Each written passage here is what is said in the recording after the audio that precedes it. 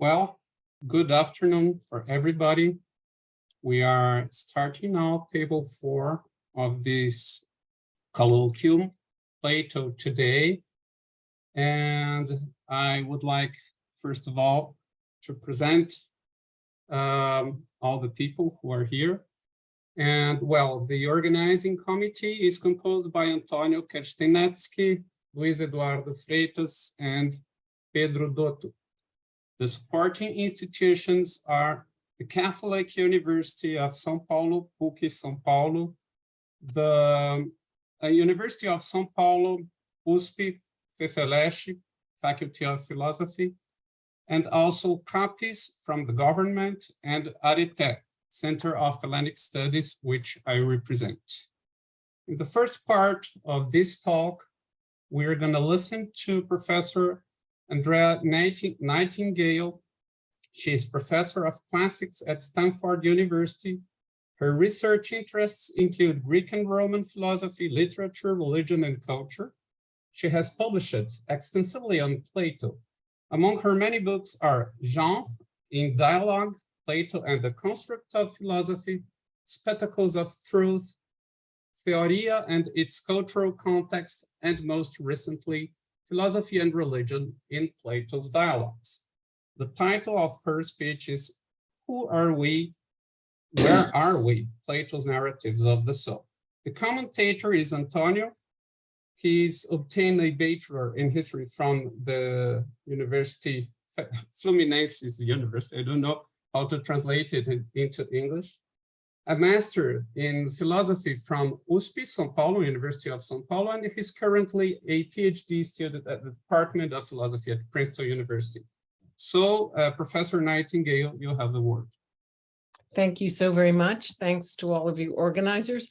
One quick thing first. I do have a handout with all of the Greek and the English texts that I'll be discussing. Antonio, did you put that in the chat box? Yeah, give me 1 second. There's a drive in Google. There's a Google Drive folder where all the handouts are available. Pedro and Luis, could you make that available here to the chat? Thanks. Right. So I hope you can get the handout because I think it might help a bit. And also, Antonio is going to be doing the PowerPoints. So there we go. Here, can we move to the great? Thank you, Antonio. Who are we? Where are we? Plato's narratives of the immortal soul and the mortal philosopher. In this talk, I will examine 2 narratives found in the Phaedo, Symposium, Republic, and Phaedrus, the narrative of the immortal soul and the narrative of the mortal philosopher. These narratives operate in different places and temporalities. They also have different temporal arcs. I will discuss each narrative separately and then show how Plato brings these 2 together. Next slide. So the first of the 2 narratives I'll be discussing is the narrative of the soul. Borrowing from Empedocles and the Orphics, Plato gives the immortal soul a storyline. The soul first lives in the realm of the forms. It then incarnates and reincarnates in earthly bodies. The soul wants to escape the alien earthly realm and dwell with the forms which are kindred to it. But it can get attached to the bodily realm and thus deviate from its mission. The soul that practices philosophy in a series of human lives can return to its first beginning with the forms. This is a nostos narrative, a homecoming narrative. Next slide. The second narrative I'll be discussing is the narrative of the philosopher. Here, the philosopher journeys to the forms by using his reason and departing from the bodily realm. When he apprehends the forms, the philosopher gains enlightenment. This narrative has 2 variants. First, a philosopher journeys to the forms. Here, the human philosopher is the protagonist. Second, the soul living in a human body journeys to the forms. In this case, the soul is the protagonist. The narrative here features the soul living a human life as a philosopher, and that's why even though the soul is the protagonist, this is still fitting into the narrative of the philosopher. This is a quest narrative. The two protagonists in the narratives listed above have different agendas. The immortal soul wants to leave the cycle of reincarnation and return to its life with the forms. The human philosopher wants to achieve intellectual and ethical virtue so that he can live a good life. To do this, he must separate his soul from his body and contemplate the forms. This allows him to live a happy life. As I argue, we can better understand Plato's conception of the soul if we consider these two narratives together. How does the mortal philosopher's journey to the forms interact with the immortal soul's exile and return to the forms? As we will see, when the philosopher contemplates the forms, the aims of both the human and the soul converge.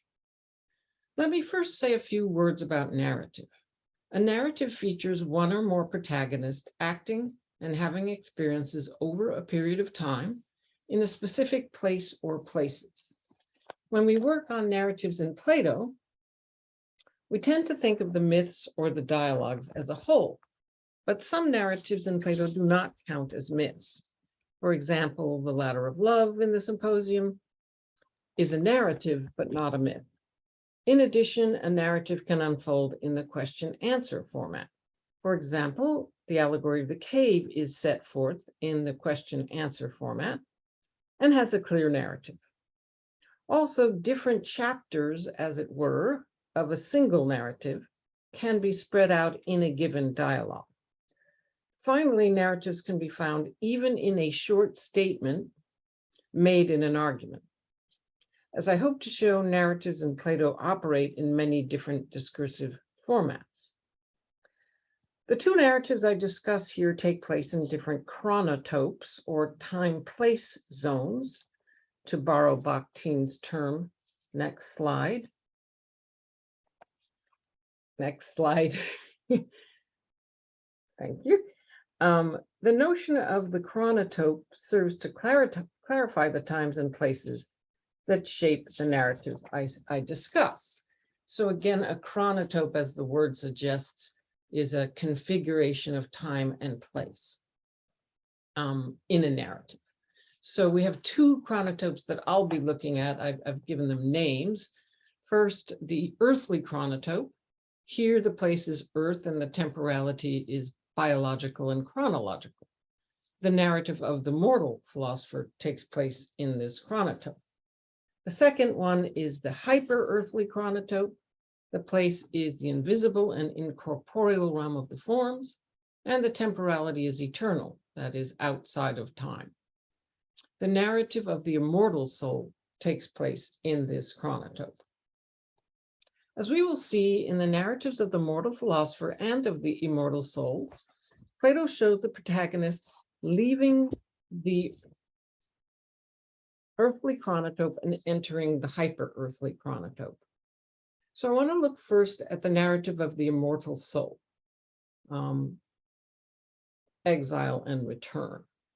In the middle and late dialogues, Plato's soul is immortal and maintains itself as a center of consciousness. It has intellectual and ethical capacities, and it reincarnates in different mortal bodies. The soul is judged after each earthly life and is either punished or rewarded.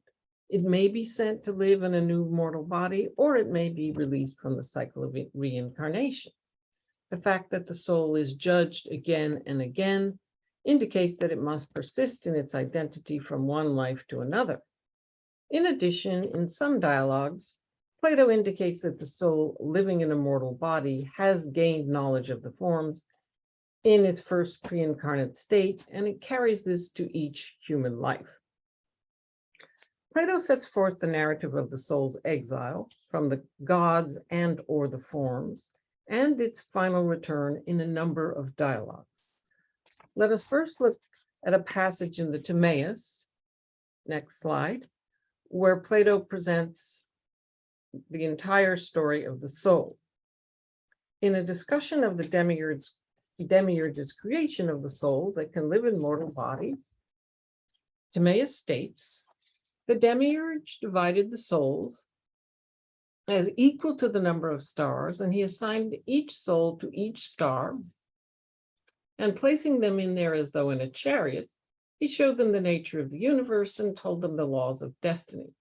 As he said to them, one and the same initial birth would be assigned to all of them so that no one would be slighted by him. And when the souls would be implanted in bodies according to necessity, there would be influx and efflux in their bodies, and the following would necessarily occur. First, innate sensation that is common to all, which comes from violent affections, and second, desire mingled with pleasure and pain, and also fear and anger. If the soul should master these, they would live justly, but if they be conquered by these, they would live unjustly. And if the soul lives well for the appropriate period of time, it would return to its home in the star. It would return to its home in the star, its partner, and live a blessed and congenial life. End quote. Here we find the basic Nostos narrative. The soul starts out living a blessed life on a star in the heavens, which is its native home, oikesis. It then incarnates and reincarnates in mortal bodies on earth. If it lives well for a period of time in human bodies, it can leave the mortal realm and return to its star. Next slide. Thus, even when souls are on earth, they are heavenly plants. Quote, concerning the most sovereign part of the soul, the rational part, we must understand this in the following way. God gave to each of us as a daimon that which dwells in the topmost part of our body and lifts us up from the earth to our kindred in heaven, since we are not a terrestrial plant, but a heavenly plant, if we speak in the most correct way. For from there, where our soul is originally born, the divine suspends our head, that is our root, and keeps our body upright. This is sort of a strange passage. I love this passage. The idea is that we're upside down plants, right, with our roots in heaven. Okay, I'm moving to the Phaedo now, where we find a similar narrative of the immortal soul, though in this case, Plato presents the chapters of the narrative in different parts of the dialogue. Next slide. Let me briefly set forth the three chapters of the narrative. We find the first chapter in the recollection argument, where Socrates states, quote, our souls existed previously before they took on a human form, apart from our bodies, and they had intelligence. So here we see that the soul existed before incarnation, and at that time it had knowledge and intelligence, though it forgets most of this when it enters a body. Since the soul can recollect the forms and the knowledge it once had, it has a continuous existence and maintains its identity over time. Plato indicates that the soul is most at home in the divine realm of the forms. Thus, in the affinity argument, Socrates claims that the soul is akin to, sungenes, the forms. This metaphor of kinship suggests that the soul has a sort of family relationship with the forms. As I've argued elsewhere, the forms are divine. Thus, the soul first lived with divine beings. In the second chapter of the narrative, the soul incarnates and reincarnates on earth. In spite of its divine beginning, the soul living in a human body can get attached to the physical world and the social world. It can indulge in bodily pleasures and also get hooked on social goods such as honor, success, and power. This keeps the soul imprisoned in the mortal realm. The soul will continue to reincarnate until it practices philosophy for its lives. So I move now to the third chapter of the narrative of the soul. And here the soul gets off the cycle of reincarnation and moves to a region where it lives forever with the gods. Next slide. As Socrates states in the Phaedo, the soul, having been in such a condition, goes away into that which is like itself, to the divine, immortal, intelligible, singular in form, imperishable, and always unchanging forms, and when it arrives there, it's blessed. Having been released from wandering, foolishness, fear, and fierce loves, and all other human evils, and as is said by the initiated, truly lives for the rest of the time with the gods, end quote. Note that Plato identifies the forms as divine in this passage. Thus, to dwell in this divine realm, the soul has to purify itself by practicing philosophy. As Socrates says in the Eschatology, quote, all those who have sufficiently purified themselves by philosophy live for the rest of time entirely without bodies, end quote. So as we can see in the Phaedo, Plato sets forth the 3 chapters of the story of the soul in different parts of the dialogue. Let me note that in this text, Plato is borrowing from the Orphic narrative of the soul, which has a very similar story and narrative arc. Here again, we find a homecoming narrative. The soul lives a blissful and divine place, suffers through incarnation, and if it practices philosophy successfully, it returns to its original home and lives there forever. So I hope you can see the narrative arc of the story of the immortal soul, and that it is basically a homecoming narrative. So I want to turn now to the second narrative I'm investigating, and this is the narrative of the mortal philosopher, right? And the narrative has a kind of departure, journey, and ultimately enlightenment. Now, this narrative is also a journey narrative, but it has a different arc. Here, the philosopher departs from the physical realm and journeys to the forms. In this narrative, either a philosopher or a soul living in the body of a philosopher ascends to the form and apprehends them. Let me emphasize that the protagonist in this narrative is either the philosopher or the soul living as the human philosopher. So in the case where the soul is living as a philosopher, even though the soul is the protagonist, the narrative focuses on the soul's life as a human being. Thus, the narrative deals with the life of a human philosopher rather than with the immortal life of a soul. As I mentioned above, this is a quest narrative. Next slide. Let me give a few examples of the narrative of the human philosopher. The first example, which has the philosopher as the protagonist, comes from Republic 6. Quote, will it not be a fair defense to say that the real lover of knowledge naturally strives for true being, the forms, and doesn't linger over the many particulars that are opined to be real?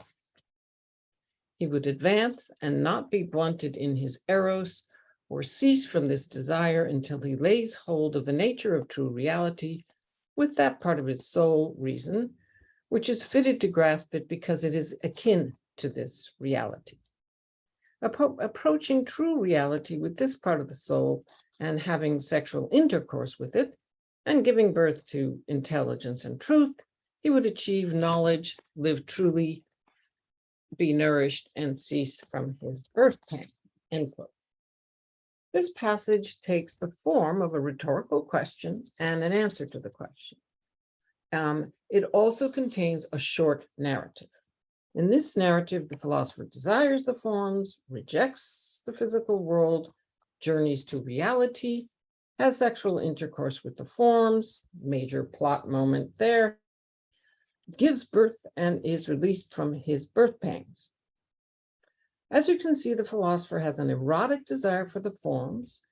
Once it has intercourse with the forms, it gives birth to intelligence and truth. Here you also have a kind of pregnant soul, right here, a pregnant philosopher giving birth, a little bit similar to the symposium. In this case, though, it actually has intercourse with the forms. In short, the philosopher departs from the realm of particulars, makes a journey, and apprehends the forms. Clearly, the philosopher uses the reason of his soul to grasp reality, but the story is told as though the philosopher himself apprehends the forms. One can easily grasp that this is a quest narrative. Next quote. The second example of the narrative of the mortal philosopher has the soul as a protagonist, right? So here it's a different protagonist within the same narrative. As Socrates states in the Phaedo, have we not been saying for a long time that the soul, when it makes use of the body to examine something, either through sight or hearing or any other sense, for inquiry through the body means examining things with the senses. The soul is dragged by the body towards things that never stay the same, and it wanders in an agitated state and spins around as though drunk, since it lays hold of such things. Very much so. But when the soul inquires alone by itself, it goes thither to the pure, ever-existing, immortal, and changing reality. And since the soul is akin to this, it is always in its presence. That is, when it is by itself and when this is permitted. And it ceases from its wandering and stays with these forms and remains always the same and constant, since it lays hold of such things. And this state is called wisdom.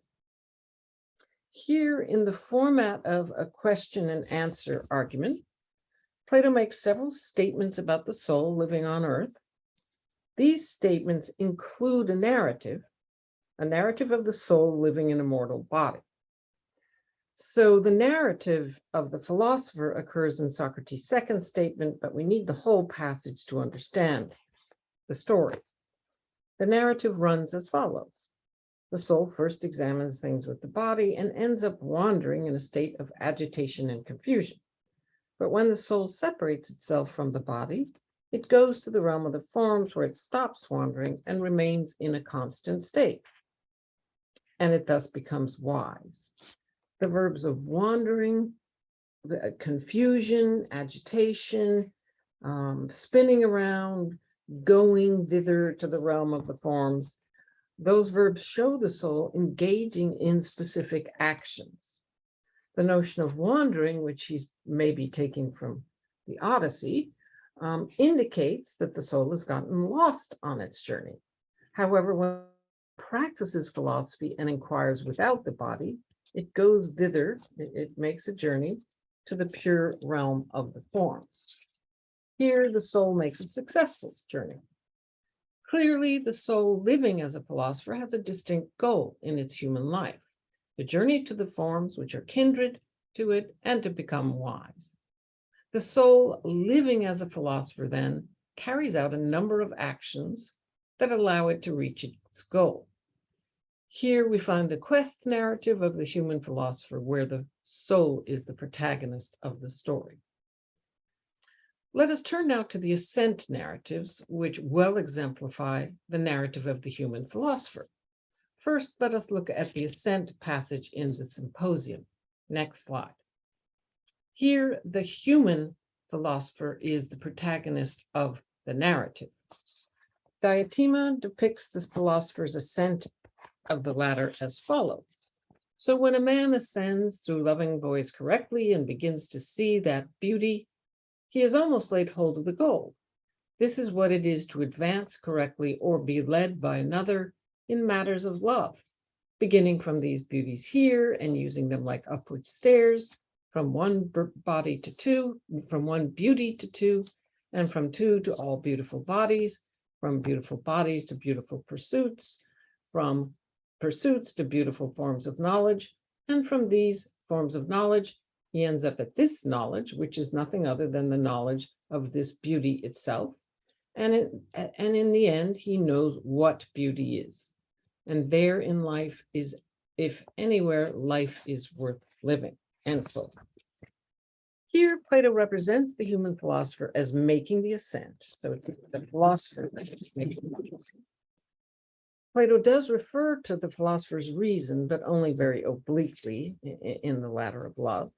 Rather strangely, the philosopher as a full human being sees the form of beauty, even though the human as a body-soul composite cannot enter this incorporeal realm.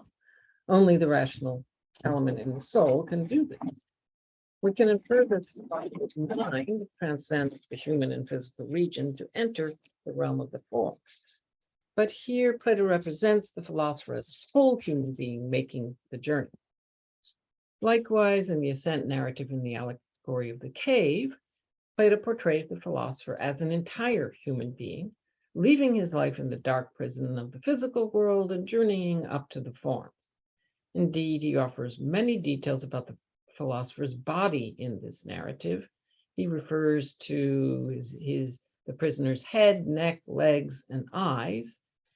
Indeed, he places great emphasis on the philosopher's eyes, which is because this is a narrative of enlightenment. Clearly, in this narrative, Plato chose to portray the philosopher as an entire human being, making an upward journey to the forms. Of course, as Socrates says right after the allegory, it was the rational part of the soul that made the journey. Thus, the human philosopher in the narrative stands in for the rational part of the soul. Still, the allegory itself represents a human philosopher ascending out of the cave and also coming back down later on. This is a quest narrative, although the philosopher at times resists the forward movement due to his disorientation. Indeed, early on, he has to be compelled to make the journey and dragged up the path. The philosophic prisoner finds it difficult to depart from his former place on earth, but he does arrive at his destination. And when he is in the realm of the forms, he considers himself happy in comparison to other humans. The allegory of the cave thus sets forth the narrative of the mortal philosopher, including the difficulties of his journey as he feels in the presence of the forms. So, having gone over these two narratives, the narrative of the mortal soul and the narrative of the narrative of the mortal philosopher and the narrative of the soul, I want to look at the interaction of these narratives. Plato brings together the two narratives in a number of dialogues. In the Phaedo, for example, he invites the reader to juxtapose the narrative of Socrates the philosopher with the narrative of the immortal soul. Next slide. Next slide, please. Thank you. For example, Plato uses the same images and terminology to bring together Socrates, the mortal philosopher, and the immortal soul that occupies his body. Thus, Socrates presently lives in a prison, desmoterion, but the officials will release him from his bonds so that he can ready himself for death. Likewise, the immortal soul is bound in the prison of a body and can only be released lucis luein by practicing philosophy. In addition, Socrates, the human, who has just been released from physical bonds, discusses his soul's imminent release from the prison of the body. So you see the verbal echoes between the narrative of the philosopher and the narrative of the soul. Plato also brings the two narratives together by having Socrates use the pronoun I in reference both to himself and to the soul living in his body. Next slide. For example, when Crito asks him how to bury his body, Socrates states, quote, "Men, I cannot persuade Crito that I am this Socrates who is now conversing and arranging each of the things that have been said, but he thinks I am the man whom he will soon see as a corpse, and he asks how to bury me. And as I said before in a long discourse, when I drink the poison, I will no longer remain with you, but I will go away to the joys of the blessed." Here, Socrates uses the pronoun I to refer to his human self and to the soul living within him. Of course, the human being Socrates is not immortal. He will not go to the place of the blessed. Only the soul that lives in his body can do this. Still, this double use of the first person pronoun invites us to bring these narratives together. So just to reiterate, in the first narrative, that of Socrates the philosopher, a man develops his intellectual and ethical virtues and lives the happiest life of mortals. He has regularly separated his soul from his body so that for a time he can contemplate the forms. In the second narrative, that of the immortal soul, the soul lives in a human body. Here it's Socrates' body, but wants to leave the physical realm forever and return to the forms. It thus practices philosophy in a human life. We can see how these narratives work together if we consider them in terms of chronotopes. When the philosopher contemplates the form, he moves from the earthly to the hyper-earthly chronotope. Although, to speak more strictly, it's the soul in the philosopher that sees the forms, not the philosopher qua human being. Of course, and this is key, the soul can operate in two different chronotopes. It can dwell in the incorporeal and eternal realm of the forms, or in a mortal and temporalized body. When the soul, living as a human philosopher, separates itself from the body and contemplates the forms, it leaves the earthly chronotope and enters the hyper-earthly chronotope. It dwells in a region where beings are incorporeal and eternal. But since this soul lives in a human body, it must return to earth from the realm of the forms and live a human life. But during the time that it contemplates the forms, the soul helps both the philosopher and itself. The philosopher enjoys a happy and good mortal life, and the soul gets to visit its original home for a period of time.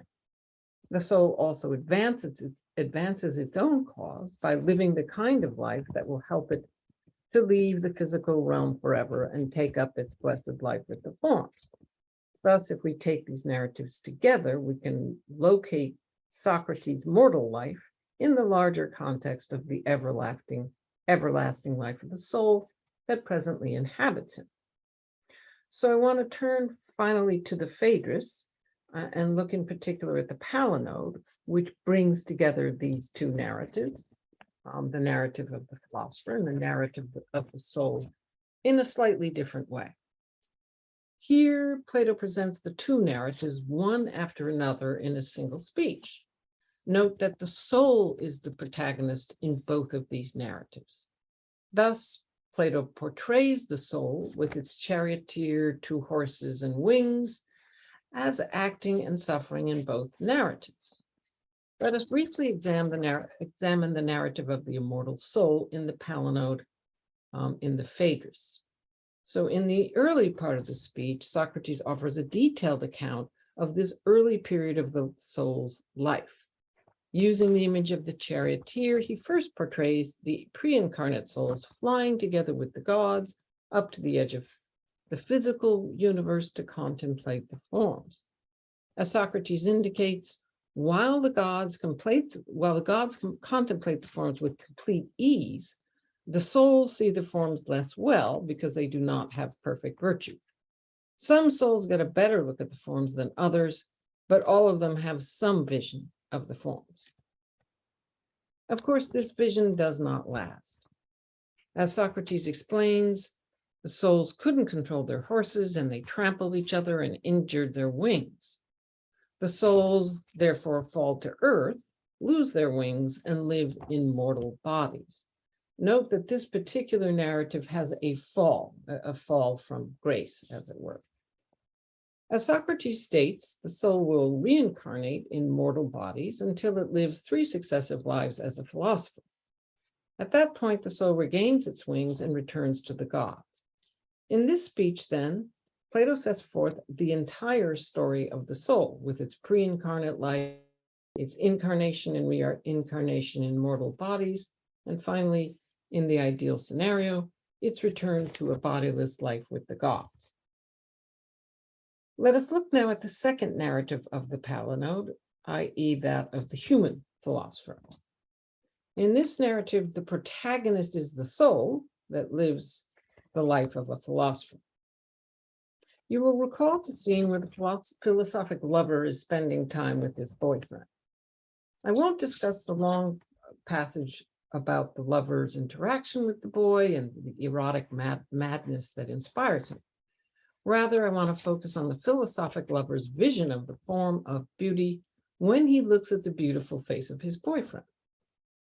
In this narrative, we do not find a slow ascent to the forms, but rather a sudden recollection. Next slide. As Socrates states, coming near the boy, they, the charioteer and horses, saw his radiant face which flashed like lightning, and the memory of the charioteer, as it looks upon the boyfriend, was carried to the true nature of beauty, and it saw beauty once again standing with self-control upon a holy pedestal. When the charioteer saw this, it felt terror and fell backwards in reverence, end quote. Here, the rational part of the soul sees the beautiful boy and suddenly remembers the form of beauty, which it saw long ago in a pre-incarnate state. Note that the rational part of the soul sees beauty once again in the present via recollection. Memory then plays a crucial role in this narrative of the philosopher. Interestingly, Plato doesn't portray the soul advancing upwards step by step to the forms. Of course, the wings of the soul allow it to ascend to the forms, but the soul that has entered a mortal body has lost its wings. Still, the soul living in the philosopher is eager to fly. Quote, remembering true beauty, it feels its wings growing and longs to fly upwards, but it cannot do this and looks up like a bird, paying no attention to the things below, end quote. Here, the soul of the philosophic lover is just starting to grow back its wings. The narrative of the philosopher in the Palinode, then, does not have an ascent scene. Rather, the soul living as a philosopher is carried, einechthé, to the forms when it sees a beautiful boy. Indeed, the memory of the form of beauty happens quickly. By depicting the soul in the philosopher as recollecting its pre-incarnate vision of the forms, Plato forges a direct link between the narratives of the immortal soul and the narrative of the philosopher. Next slide. Plato brings these narratives together in the following passage. Quote, a person must gain an understanding of a general conception in accordance with the form, moving from many sensible perceptions and collecting these into a unity by way of reason. This is the recollection of those things which our soul saw then when it journeyed with the God and lifted its vision above the things which we now say exist and looked up to real being. Thus, it is just to say that the mind of the philosopher is winged, for the memory of the philosopher's soul always keeps as close as possible to those things, the forms, by being close to which God is divine. Just sentence, for the memory of the soul always keeps as close as possible to those things, the forms, by being close to which the God is divine, or gods are divine. And that man alone who makes use of these memories and is initiated in the ever-perfect mysteries becomes truly perfect, end quote. Here, the soul of the philosopher living in the earthly chronotope recollects those things which our soul saw then, when it journeyed with the gods to the edge of the heavens, in the hyper-earthly chronotope. So the discourse of now and then effectively links the two narratives together. The soul can recollect the forms because in a human life it has practiced philosophy and has collected many particulars into a unity. In addition, the soul's memory of its pre-incarnate states keeps it close to the forms. Since the gods become divine by their closeness to the divine forms, we can infer that the soul contemplating the forms becomes divine as well. Here, the narrative of the philosopher includes the idea that the soul living a philosophic life becomes like God. As Plato suggests in the final line of this passage, the man himself lives the best life. He is initiated into the mysteries that feature a vision of the divine forms and becomes perfect. Strictly speaking, however, it is the soul living in the man that in fact gets initiated, or rather reinitiated, because it was already initiated in its pre-incarnate state. In this passage, Plato links the two narratives and the two chronotopes together by portraying the immortal soul living a human life as remembering its pre-incarnate vision of the forms. So I'm just going to close this talk with a brief summary. Plato sets forth the narrative of the soul and the narrative of philosopher in a number of dialogues. He brings the two narratives together in the Phaedo and the Phaedrus. These dialogues differ in important ways, and I do not want to suggest that Plato uses the exact same narrative in every dialogue. Still, I hope to have shown that Plato creates a specific narrative arc, both for the immortal soul and for the mortal philosopher. Finally, as I have suggested, we need to look at a wider range of narratives in Plato, including those found in short vignettes or statements. These are found in passages in which Socrates is making philosophic arguments. If we accept this claim, that is, that there are narratives in short passages within an argument, then we might want to ask how narratives affect Plato's argumentation. Thank you. Thank you very much, Professor Nightingale. Well, now I just pass the word to Antonio. Please, Antonio. Thank you, Vicente. Thank you, Professor. Let me just share my text so you can you hear me well? We can. Okay, thank you. So I'd like to start by thanking Andrea very much for accepting our invitation. I am a fan of your work, and to have you here is a real honor. And I'm also glad about your choice of topic and the way you decided to approach it. As you do in your latest book, you persuasively identify some threads that not only go through all of Plato's middle dialogues, but I think one can argue are part of their fundamental structure. And in both cases, both in this talk and in your most recent book, these threads have been mostly ignored by modern scholars. Now, in your book, just to plug it in quickly, the thread you pulled was the centrality of a religious vocabulary for some of Plato's core doctrines, showing how religion and philosophy are very much intertwined in his doctrines. And here you detect the interplay of two fundamental narratives in Plato's middle dialogues. Now, these narratives have two different protagonists, the philosopher and the soul, and each one of these narratives takes place, as you say, in a different chronotope or in a different time and place. And thus, each of these narratives presents the reader with a distinct perspective about reality, or about human nature at least. The quest narrative, there's a typo, is mostly about ethics, right? About the kinds of choices involved in a life that lead someone to virtue and to knowledge. And the Nostos, or return narrative, in which the soul is the protagonist by itself, it's a story of origin and destiny, and a narrative that gives sense to all other human narratives. Now, I'd like first to focus on what seems to me the greatest gain in looking at Plato's middle dialogues through Andrea's prism. I think in a very subtle manner, you highlight a crucial aspect of Platonic philosophy. Now, to put it very crudely, not somewhat, but very crudely, in Plato's dialogues, narrative isn't just about style, right? Narrative is, in a certain very important sense, about substance. In other words, Plato didn't merely choose to portray scenes of Socrates' life because that would allow him to make his doctrines look seductive. I think Andrea's paper helps us to see that Plato's choice of style is due to a recognition that narrative has a special power to shed light on certain aspects of reality, or at least of human nature, which would be otherwise obscure. So in order to present a complete picture of human nature, it is necessary to do so via a narrative, via a story. Both of the trials and tribulations of a protagonist as she tries to navigate the difficult path toward virtue and knowledge in the quest narrative, and in the case of the journey of the soul in the cosmos.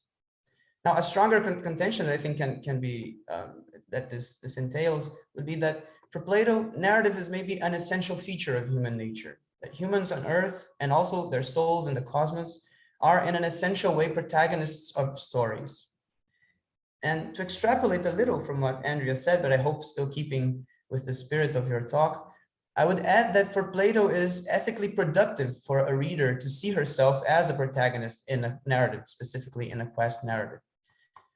If she sees herself as a hero in a narrative that can have a happy ending, and that happy ending being reaching knowledge and virtue, a reader can then proceed to make certain choices in her life that will lead her to such a happy ending. And crucially, in this ethical framework provided by the quest narrative, a human protagonist cannot by herself stipulate what these good endings would be, right? What they are. The good life and its good ending, they're determined in the much larger, I think, and much more metaphysically charged return narrative or Nostos narrative. The reader's soul must, in the end, return to its place of origin, and that place is among the forms.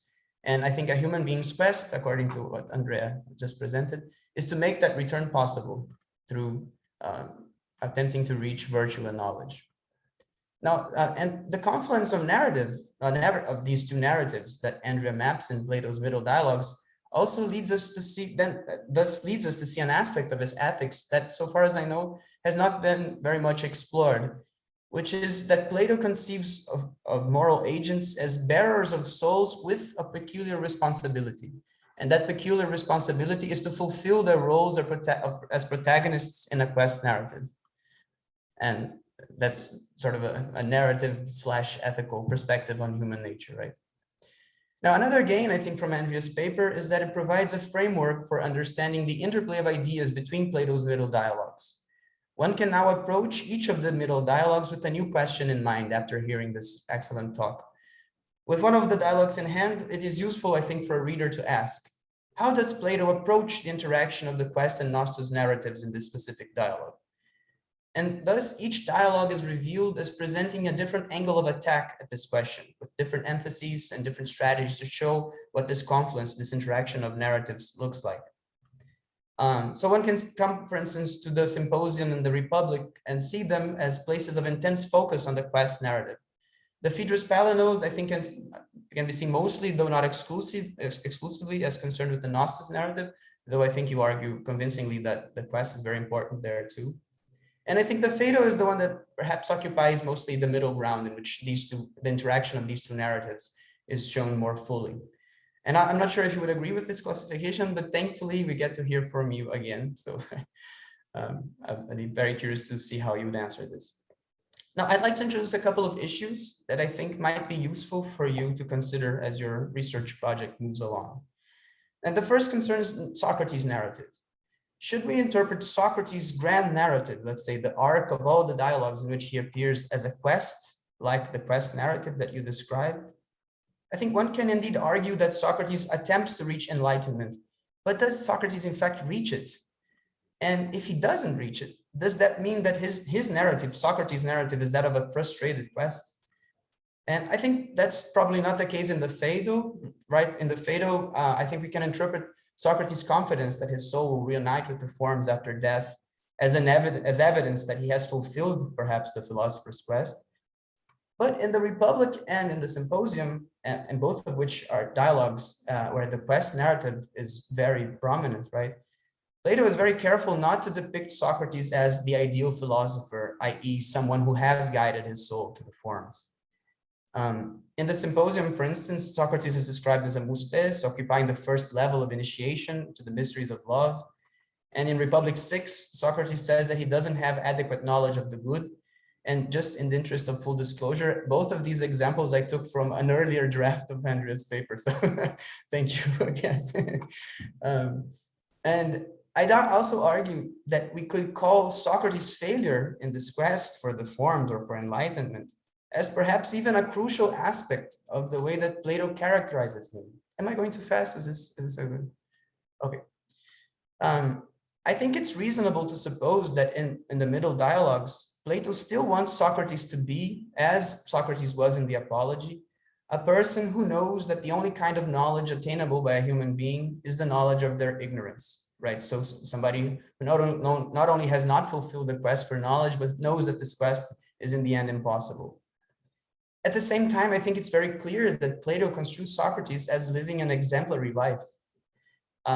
Given that it could be argued that he has done all that can be done to reach virtue and knowledge, and then that he failed.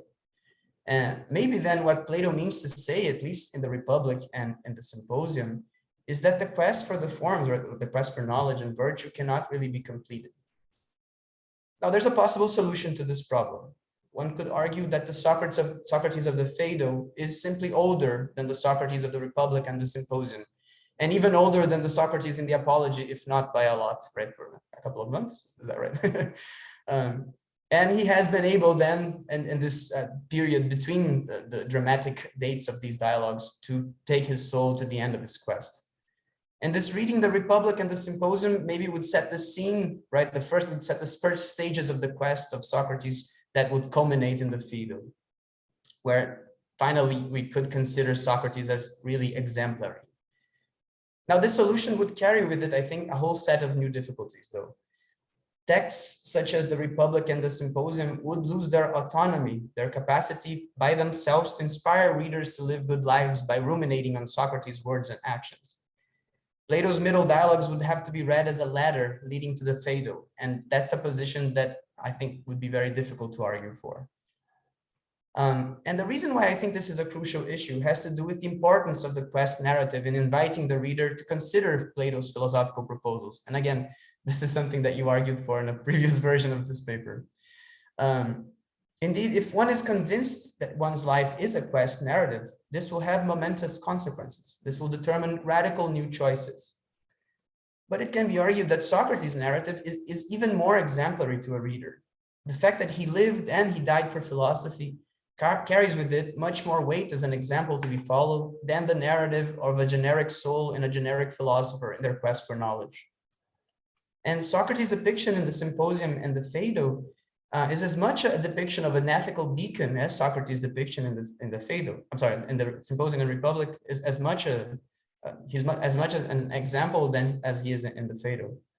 In the Republic, for his willingness to follow the logos wherever it leads, in the Symposium, in his quest for knowledge in the middle of so much distraction, and there are many other reasons. But so my question concerning this issue would be this: given that Socrates has not completed his quest, how can he still be considered a paradigmatic moral or ethical agent? And finally, I'd like to introduce a somewhat more basic question. And that is, are the quest narrative and the Gnosis narrative really two distinct narratives, or is the quest actually a part of the Gnostos? I'd like to argue briefly for the second alternative, that the quest is actually a part of the Gnostos. And I'll do that by trying to refute two possible counter arguments to this contention, both of which are based on your paper. Now, the first and strongest counter argument to the contention that the quest is part of the Gnostos would be that each narrative features a different protagonist. And this is something that you emphasized a lot in your talk right now. The quest central player is a human being living her life and making choices. And the Gnostos narrative's central player is a disembodied soul as it cycles through incarnation and release. Then this must mean that both narratives are separate or different. Now, I contend against that Plato depicts what happens when human beings make choices precisely through reference to what goes on in their souls. In a Platonic framework, saying that someone is a protagonist in a narrative is sort of the equivalent of saying that a soul with such and such characteristics is the protagonist in that narrative. At the same time, in the Timaeus passage that you brought us, the souls are the souls are described in remarkably anthropomorphic terms, right? They're entities capable of learning, which have destinies, and which are sometimes more and sometimes less capable of facing these destinies. In other words, saying that the protagonist is a soul and saying that it is a human being might mean that they are in reality fundamentally connected, perhaps one is a part of each other, of the other. Now, this is, I'm getting to the end already. The second possible counter argument is somewhat weaker, and I, in fact, don't think Andrea sides with it in her paper. And again, we're analyzing possible counter arguments to my contention that the quest narrative is in fact a part of the Gnostos narrative. Each of these narratives, Andrea says, takes place mostly in a distinct chronotope, in a distinct time and place. The quest takes place in the earthly realm, while the Gnostos takes place in the hyper-earthly realm. This would mean that they are entirely separate because they take place and time in different times and places, right? But as Andrea herself noted, when the philosopher is contemplating the forms, her soul transcends the human and physical realm altogether. In other words, the philosopher changes chronotopes when she is in contemplation. And most importantly, a significant part of the Gnostos narrative happens in the earthly realm. In fact, a soul will only leave the earthly realm, in Andrea's words, by practicing philosophy in a series of human lives. In other words, the return of the soul to the hyper-earthly realm is dependent on the success of the philosopher's quest. would it be justifiable then to say, I think it would be justifiable then to say that the quest of the philosopher is an integral part of the soul's return, right, of the soul's nostos. Are they then two distinct separate narratives? And just to finish things, I like to make clear that I do find the distinction between nostos and quest narratives very pertinent and an interesting lens through which to look at Plato's doctrines on human nature. They indeed show very different aspects of what a soul is and how decisions are taken in a life. But perhaps it might be more precise to say that one contains the other rather than to say that they interact. And just to end things, I'd just like to say that I'm very curious to see where this project will take you. Your work has had a great influence over mine over the years, and this paper is no different. I will certainly be looking for narratives now, reading Plato. Thank you very much. Professor Nightingale, please. Would you like to answer to Antonio's commentaries? First of all, I just want to thank Antonio. That was a beautiful response. And I appreciate the fact that you were pushing my ideas in some different directions. I think you're absolutely right to link narrative to ethics, right? That's a lovely move to make. And I had also thought about the fact that, right, the narratives seem to kind of merge in certain contexts. So I think you're on to, I think I'm sort of agreeing with you. I think the only difference is that when we act, we can say our soul is doing this and our soul is doing that, but we're still an embodied human being. And if we take seriously Plato's philosophy, then we can't really say my soul is going to have a blissful everlasting life, right? Because I am going to die and something else, the soul inside of me, will carry on. But I agree with you that there is something very important about Plato's emphasis on the philosophic life, right? Because that's where we, have a place within these narratives, right? This is, in many ways, he's setting forth a protreptic, trying to encourage readers to live this kind of life, right? So I personally don't identify with the immortal soul at all, compared to identifying with Socrates or the mortal philosopher, right? That's what catches me. And I'm going to let other people ask questions also to you, but I did take your point about the early dialogues where Socrates is really emphasizing that he's ignorant, he only knows that he doesn't possess knowledge, and how that seems to morph in the middle dialogues to much, much stronger claims where Plato's introducing his metaphysics, right? In the Apology, Socrates says, well, when I die, I might go to sleep forever. I might go to to Hades. So he's agnostic about the afterlife. But when you get to Phaedo, right, you now have the immortal soul. So there are you've raised some good questions there about Socrates, the philosopher, right? And these other things that Plato's saying about the soul in the middle dialogues. So thank you very much. Well, the word is open. Some more questions from the audience? You can just raise a hand. Pedro. Thank you. Thank you very much, Professor Nightingale. It was a brilliant talk.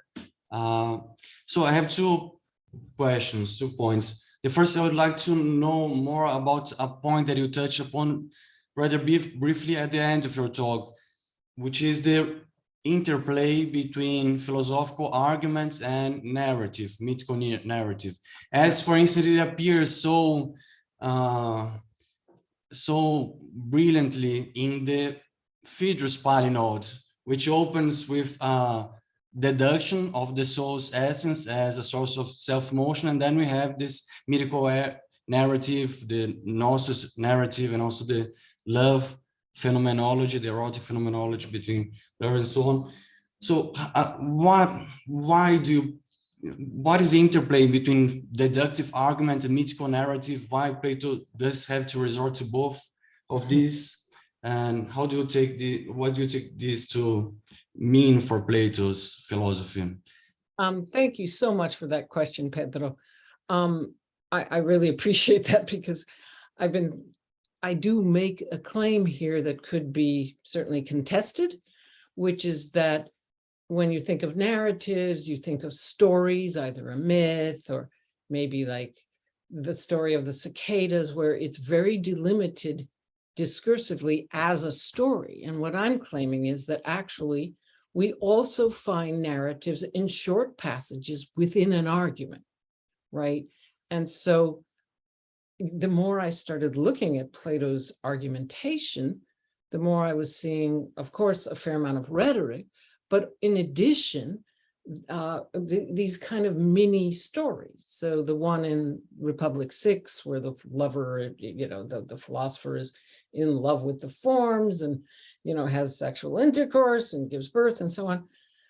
It can't be denied that there's a narrative, that there's a story there, right? And so the question I'm trying to ask, and I'm not really sure of the answer, so I appreciate your question, Pedro, is if you think of myth versus argumentation, right?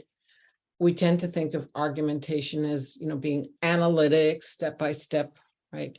Arguments. But if we then just look at the argumentation, I'm suggesting that you actually find narratives in at least some of the arguments. And if you compare this, for example, to Aristotle, I'm not finding many narratives in his argumentation. So what I'm suggesting is that Plato's argumentation includes narratives. And I think this is something that we might want to take on board as we consider Plato's argumentation as a kind of area of study. Well, we have 3 more questions. First, please, Professor Gordon, then John, and then Flora. I thought John might have been ahead of me. I don't want to. Oh, I'm sorry. I'm sorry. Okay, I'll try to be quick. So one of the things, thank you, by the way, this was really stimulating, Andrea, great. And I'm looking forward to reading. I'm assuming this is part of another big project, so looking forward to that. I wanted to ask, one of the things that a quest narrative and a nostos also have in common is the protagonist is thwarted, faces obstacles, fails, and there's tumult and all of that. So I guess I wanted to first invite you to maybe talk about that as part of these narratives in Plato, and then maybe in a more directive way to ask if this composition of the divine soul and the mortal body might be at the root of these obstacles and being thwarted and so on. So yeah, thank you. May I ask your name, or I don't see your name. Oh, I thought it was on my thing. Jill Gordon. Sorry. Oh, hi, Jill. Sorry. That's okay. Some of you have names and some of you don't. So, I actually agree that the nostos narrative, is a kind of fuller narrative. And within a nostos narrative, if you think of the Odyssey, for example, you have Odysseus, there are sort of quests within the narrative, right? And so even though I'm trying to suggest that these are distinct narratives, to my mind, the quest narrative can be put under the rubric or as a kind of subset of the nostos narrative. So I do, again, Antonio brought this up as well. I think I was separating these out sort of heuristically, but I still think it's important that when you think of the mortal philosopher, and I think, Antonio, you brought this up, if, the mortal philosopher has to go and contemplate the forms again and again, right? He never possesses complete knowledge. Socrates, Plato makes this clear about Socrates. So if it is a quest narrative, then he has to keep making the quest again and again, right, without ever really reaching the final destination.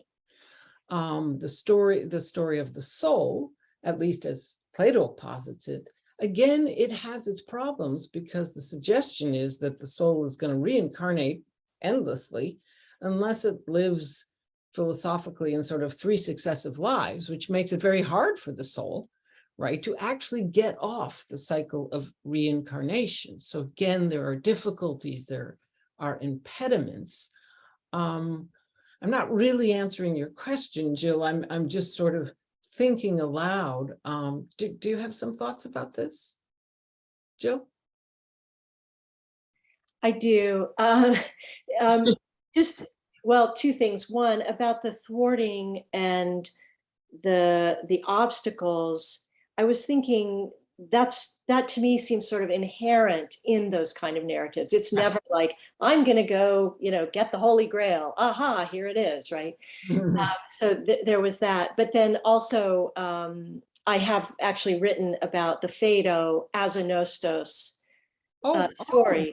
But in that context, connected to Eros and the soul's attempt to return home to the forms and so forth. Yeah. Well, Jill, I must beg you to send me a reference. Okay.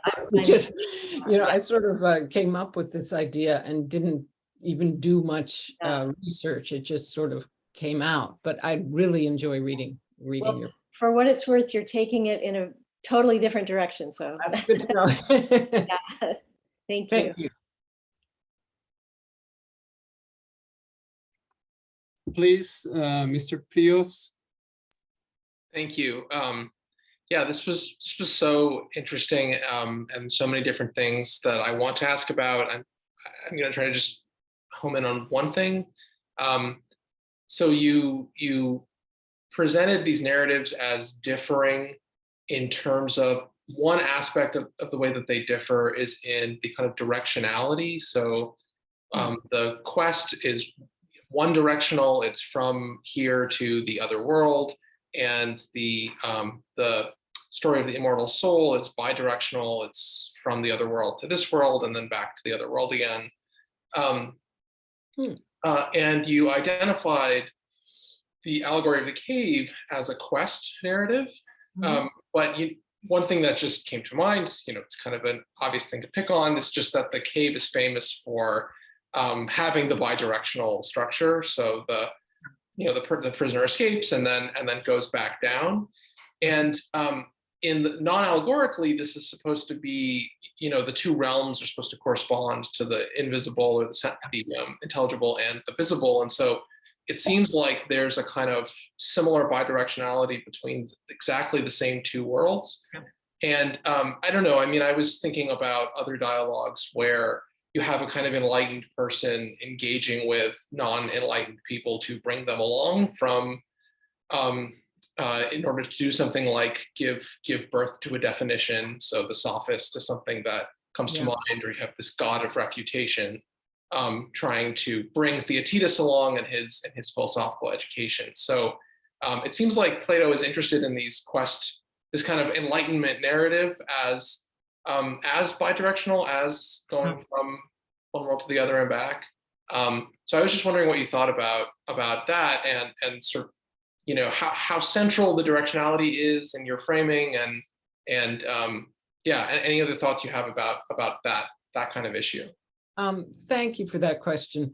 I had wondered about this. If you think about the allegory of the cave, as you rightly say, the philosopher goes out of the cave and sees the forms, but he has to come back into the cave because he's human, right? So but the cave is not really his home, right? Because he's a prisoner in the cave. So it's a sort of negative Nostos story. He goes back home to the cave, but it's an unhappy home to return to, right? So it is bidirectional. The quest is to get out of the cave and see the forms, but he's stuck going back. So it is bidirectional, but it's sort of a negative Nostos story or a kind of I don't know quite how to put this, but because it has a return to a place you don't want to be, right? It's I don't know, I don't really have a term for a negative Nostos story, but you do take my point there. And I appreciate your thought about the bidirectionality, because of course, the human philosopher is going to go up and come down, right? Many, many times. And it's that downward move that I think I'd like to think more about. So thank you for that question. Please, Flora, your question.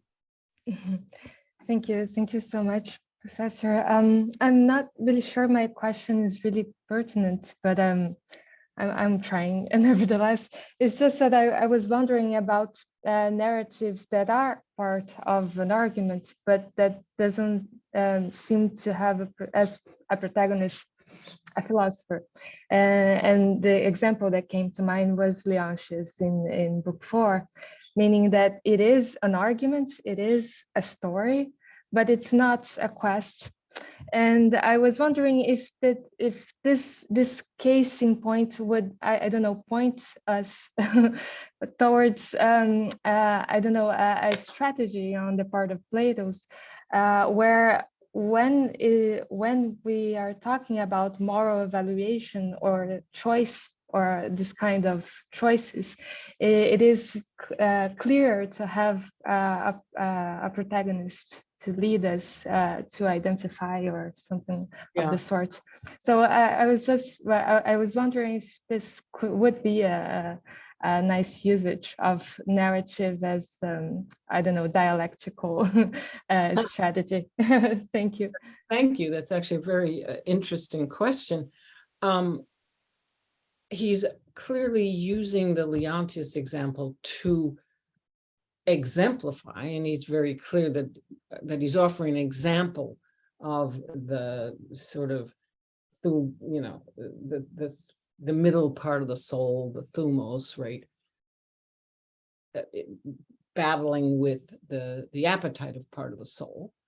But I think what you're saying is that Leontius does stand in his little story, and it is a little story, as a kind of negative paradigm, right, of somebody who gives in to his appetites, right?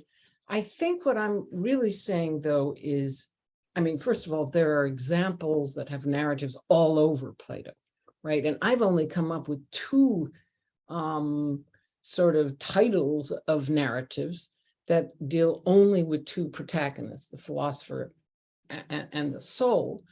But I think that it would be interesting to start looking at these other narratives that bring in other protagonists, right? So Leontius is a kind of protagonist within an example, and that helps the reader, right, to, you know, work with that particular protagonist as an exemplar. Do you see what I mean? So I really appreciate that. I think what I was trying to say is that when we separate out sort of argumentation from myth and rhetoric, it's actually, rhetoric is also crucial here. We have to start asking ourselves, how much sort of argumentation do we have in the Republic, for example, because there's such a vast rhetoric in there. And the truth is, he really can't make an argument for the existence of the forms or for the existence of the soul, try as he may, right? So, and also he needs to create a narrative, as Antonio was saying earlier, that in some sense we live by certain kinds of narratives, and those are part of our ethical lives and our sort of the way we think about ourselves. So I'm going to work further on your idea.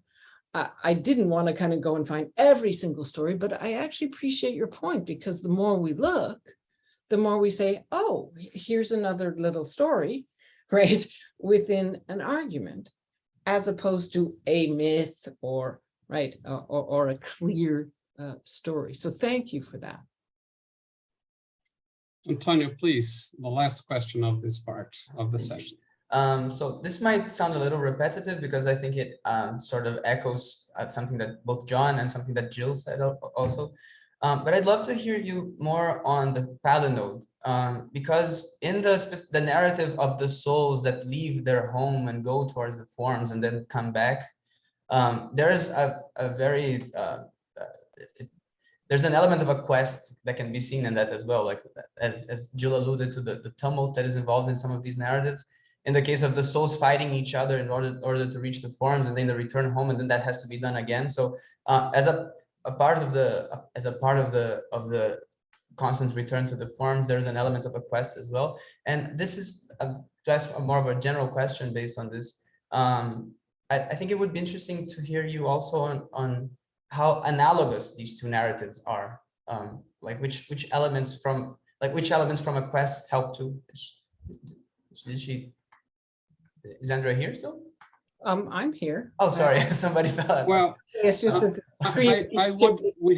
sorry, Professor Nightingale, we have two more questions from Okay. Pedro and Celso. So Let me I just would wrap it up. ask you both to make the questions now so Okay. that you can answer all Yeah, together. go So ahead. just to finish this off, how analogous these narratives are to each other as well.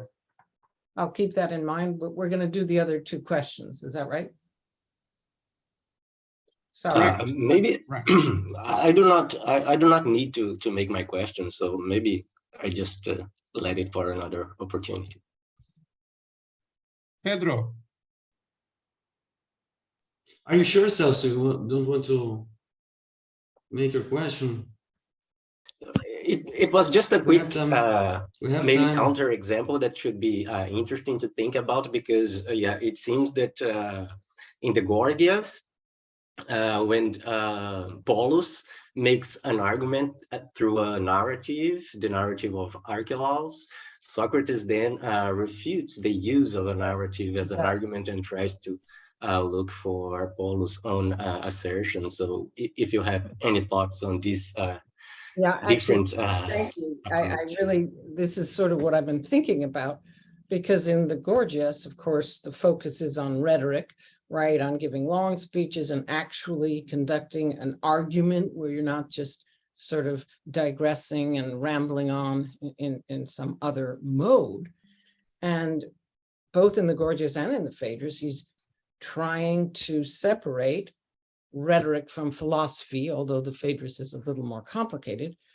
But we have to think hard about that distinction, right? We take it for granted that we know what rhetoric is and we know what argumentation is. So when I think of argumentation, I tend to think more of Aristotle, right? Because it is very, well, Aristotle has all sorts of treatises on this, and he does make arguments to my mind. But I am just trying to ask a question here, which is, there seems to be an assumption that in Plato there are these things called arguments and that we can identify them, right? But when you look at the arguments, and as you just said, Plato himself can be trying to say, well, you know, this is rhetoric and this is, right, you're not using an argument and so on. I think in the early dialogues, you do have sort of point by point arguments, right, where Socrates just keeps picking away at the interlocutor's ideas. There he starts with the ideas of the interlocutor. But I'm again focusing on the middle and the late dialogues. When you start looking for an argument, I think it's just worth asking yourself how much rhetoric is inside, you know, is part of the argument. And in addition, are there narratives as well in the arguments? So what I'm really trying to say is, let's look again at Plato's argumentation, right, to try to understand what's going on here, because he has this fancy word dialectic, but, you know, there are some dialogues that do have really clear argumentation, but other ones, especially when he's talking about the soul and the forms in the middle dialogues, I'm not finding the kind of argumentation that I'd be satisfied with. But thank you for that question. well, Pedro, we still have 5 minutes would you like to make your question? Yeah, just a brief question, because I think Luis has also a question. And since we began like 5 minutes after the time, I think we could use like 10 minutes for the remainder of the discussion. So in the negative nostos, I was thinking maybe it's not a good term, but of a messianic structure of narrative, in the sense that a city has been corrupted, the hero leaves the city, he listens to the voice of God, receives the laws of God, and then returns to the city to save the city, which has been corrupted. But maybe messianic is not a good term for Plato. But my point is more regarding persuasion. Do you think that the substantial assumption behind Plato's various and consistent use of narrative is that mythical narrative has a greater chance of persuading souls who are not already ruled by the rational part within their souls, so it can appeal more to this multifarious, the poikile soul, which is diverse and is ruled by different motivational sources. Yeah. Would you think? Mm-hmm. Absolutely. I completely agree with you, Pedro. I don't think that sort of pure argumentation would have worked for Plato, because after all, Plato is putting the discipline of philosophy on the map, right? And so people don't even know what philosophy is. And he does really want to have this protagonist, the philosopher, as the exemplar. Now, Socrates may not, is the philosopher who doesn't know, doesn't possess knowledge. And then there's a kind of idealized philosopher that he talks about. But I do think that he wants the reader to see that she too, right, can be like this, and that this is something exciting. And in fact, I think that what hooked me on Plato when I was young, and probably a lot of you, was this feeling like, hey, this is an incredibly exciting, thing to do. And if it were pure argumentation, it would not have had that effect on me. Notice also that Plato likes to use the idea that the philosopher is the wise one and everybody else is kind of stupid, right? Which is a kind of the in-group and the out-group. Again, when I was young, that rhetoric worked well on me, right? I wanted to be in a special in-group, right? And, it's not that I wanted to go around saying other people were stupid, but it's weird the way that rhetoric can work on the reader. Okay, the last question from Luis, so that we can keep the schedule. Okay, so perhaps this is a silly question, but this is a point Antonio brought up briefly, and I would like to return to it. So how does the broad narrative of Socrates as a character in Plato's dialogues relate to these more generic narratives of the soul? Yeah. I mean, of course, Plato is writing it from the point of view of a philosopher who saw his professor, his master, die, right, from the hands of the people from his city. And in the Phaedo, this is an important background element, of course, to the arguments about the immortality of the soul. So I was wondering if you think this connection is somewhat important or informs of how Plato sees these narratives of the soul. I have my private view on this, although it's not that private, but I think for me, what happened is clearly Plato, was crushed by the death of Socrates, right? And he needed to sort of create, a kind of create a Socrates, because after all, Socrates in Plato is Plato's Socrates. There were, I think, 27 other Socratic writers. So he's decided to, give us this particular Socrates. But it does seem to me that the Socrates in the early dialogues feels, to me anyway, a bit closer to the historical Socrates who managed to upset all the Athenians by wandering around talking to people, asking them hard questions. And his kind of sort of method, as it were, had to do with saying, I do not possess knowledge. There was something brilliant about that, because within the whole tradition of the wisdom tradition, the whole point was to be a sage, a sophos. So here Plato creates this, or at least works with this particular model of Socrates. But I think that when he got to the middle dialogues, Plato had matured, right? He wanted to keep Socrates, but by now it was Plato who came up with the forms and the soul and all those other sort of his epistemology. I really think that the early dialogues have Socrates working on ethical issues, and then Plato expanded to the metaphysics. He keeps Socrates, but then he has to kind of create an ideal philosopher, right? Because in some sense, Socrates doesn't fit perfectly, right? He's not identical to the ideal philosopher. But anyway, that's my way of thinking of it in terms of early middle dialogue. But there's other ways to address that. Okay, thank you very much, Professor Nightingale. We thank also the commentaries, the questions. And now we begin with the second part of this session. We are going to listen to Professor Angela Hobbs. She's professor of the public understanding of philosophy at the University of Sheffield.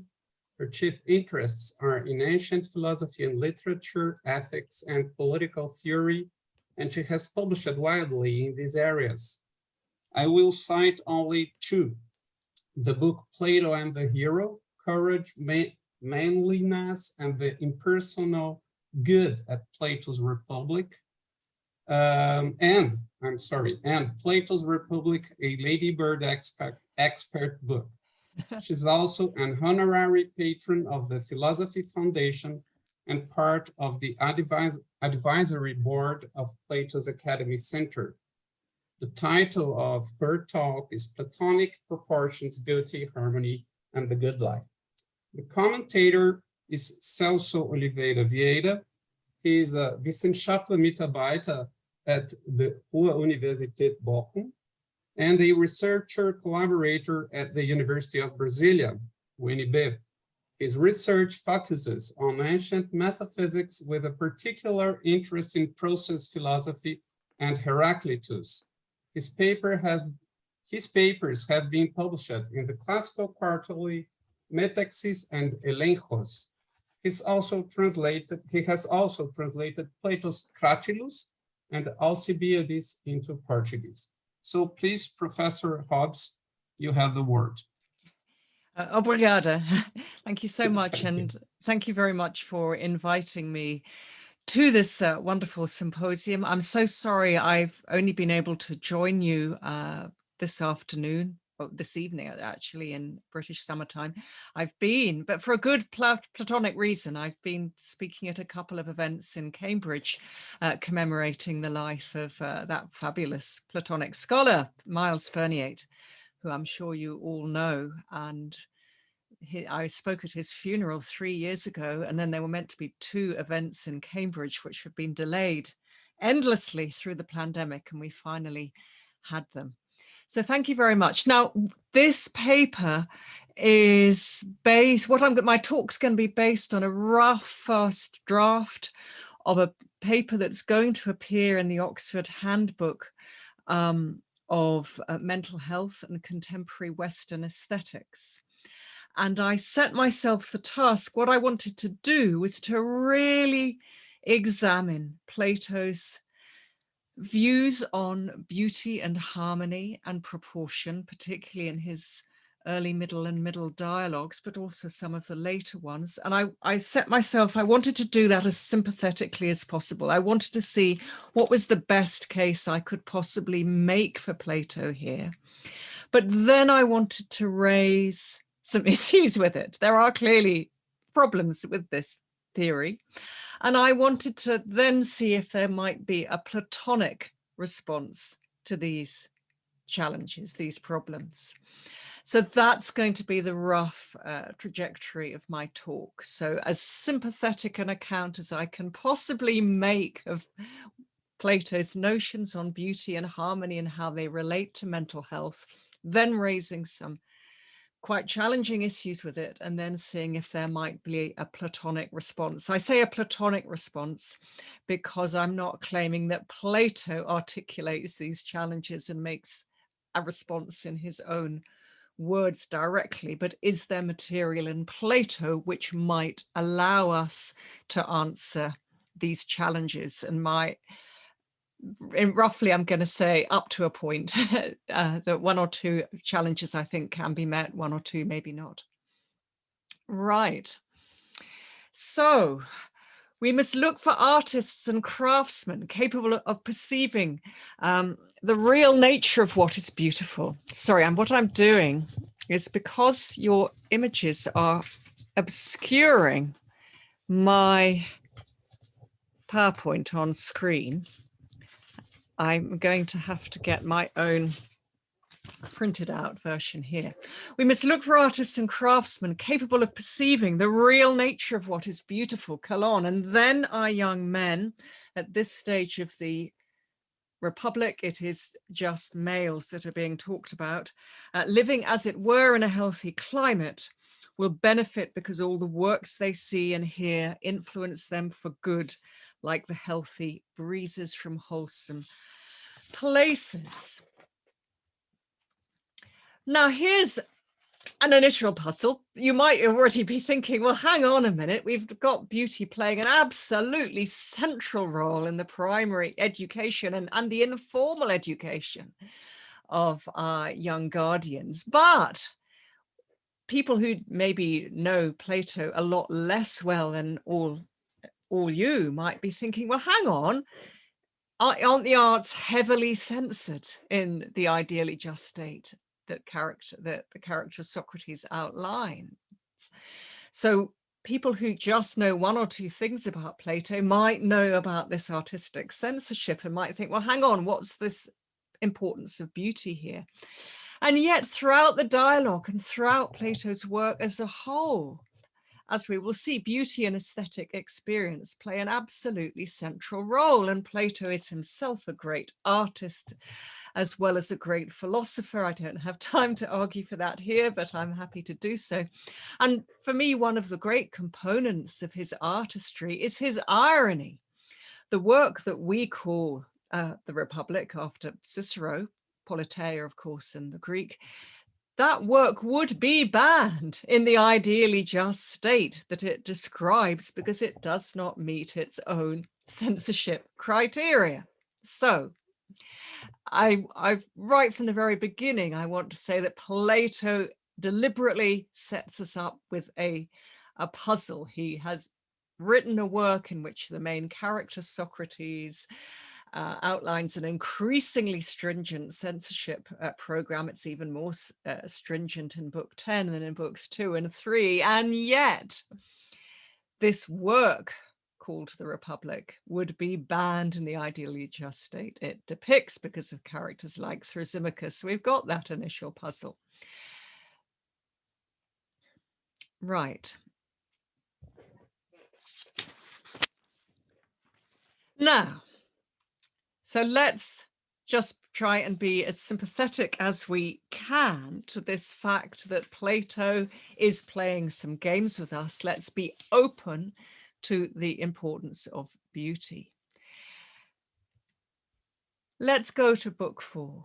In Republic 4, justice is not simply a matter of external actions, but of course of internal harmony, harmonia of the psyche. And this harmony arises when the three faculties that comprise the psyche, reason, the logistikon, a spirited element, the thaumoeides, and the epithematica, the appetites, are all performing their proper functions. Psychic harmony, we're told, only occurs when all three elements agree that reason should rule. Such a man, Socrates says, will not allow the three elements to interfere with each other's functions, but by keeping all three in tune, like the notes on a scale, high, middle, and low, and any others that may exist, he will truly set his house to rights, attain self-mastery and order, and achieve good terms with himself. By binding all these elements together, he will become genuinely one instead of many, self-controlled and harmonious.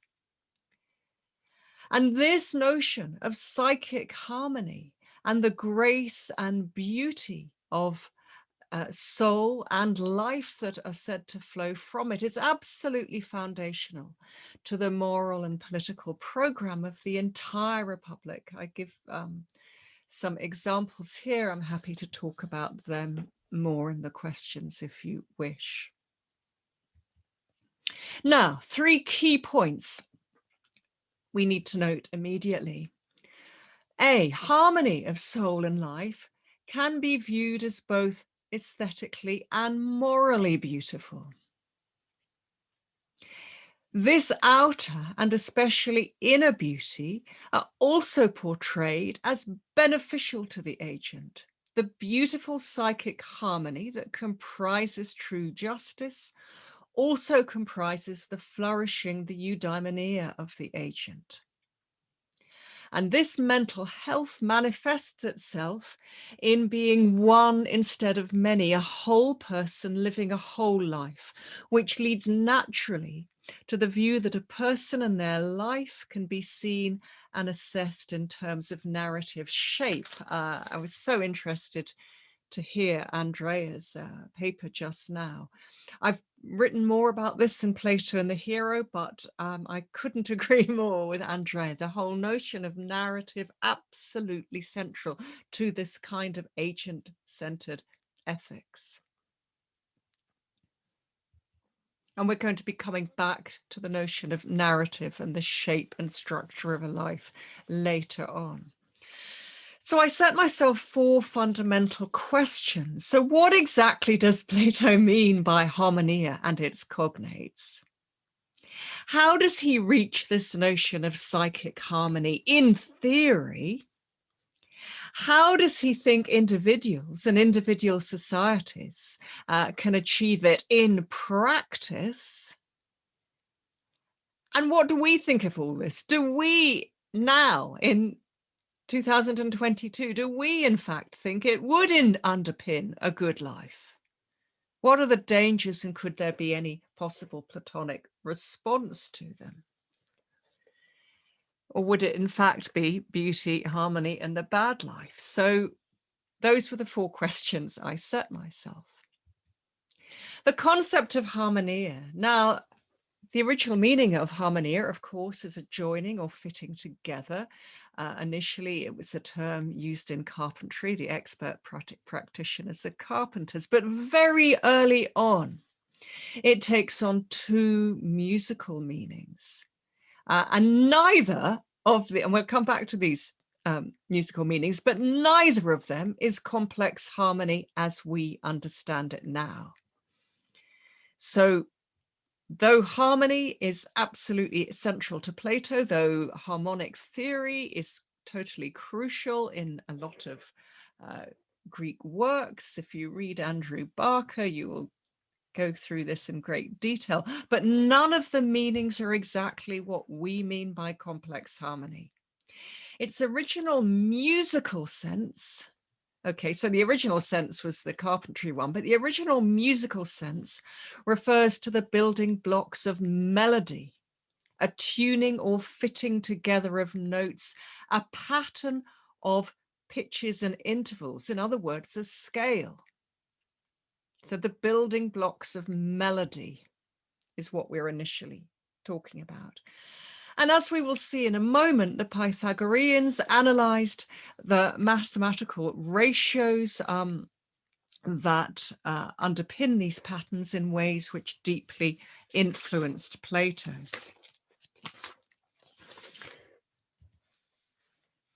Now, the Pythagorean approach that we're going to look at soon is based on quantitative analysis, which is why maths, sorry, I'm British. I try to remember to say math when I'm talking to an international audience, but you will probably hear me say maths. But anyway, same thing.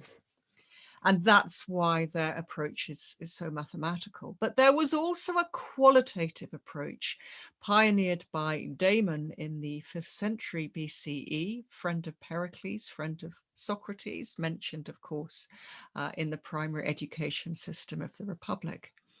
And Damon claimed that there were special types of scale, special patterns of tuning, which were associated with particular characteristics and emotional effects.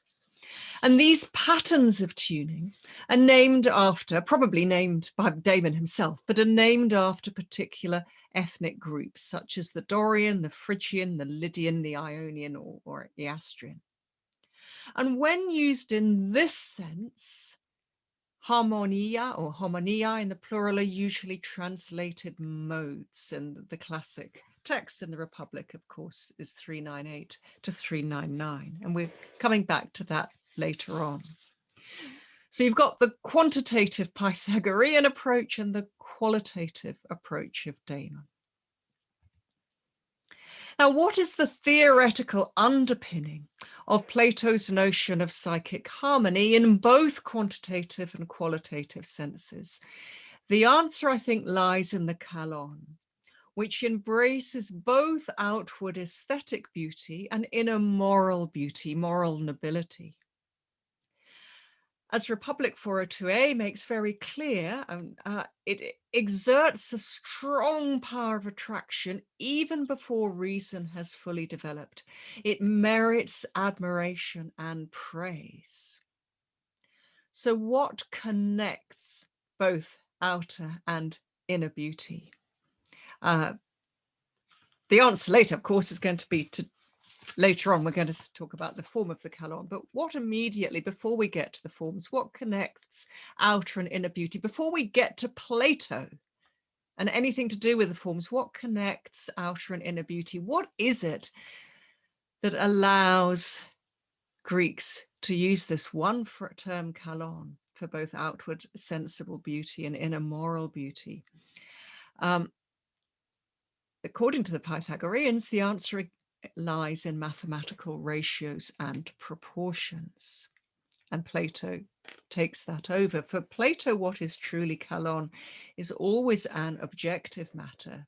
Later, of course, it's going to be not just objective, but absolute, but depending on the form of the kalon, but it's always an objective matter.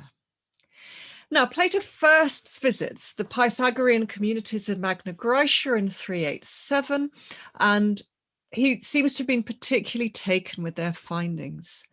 Probably fairly recent findings, probably not going back as, I mean, the stories, the legends say this goes back as far as Pythagoras himself, if he ever really existed. I think he probably did. Miles Bernier, my old supervisor, says, no, it goes back to Hippasus and Philolaus. But anyway, Plato is particularly taken with their findings that music, beautiful music, can be mathematically notated. And particularly relevant here is Hippasus of Metapontum. So he, sorry, just briefly outline.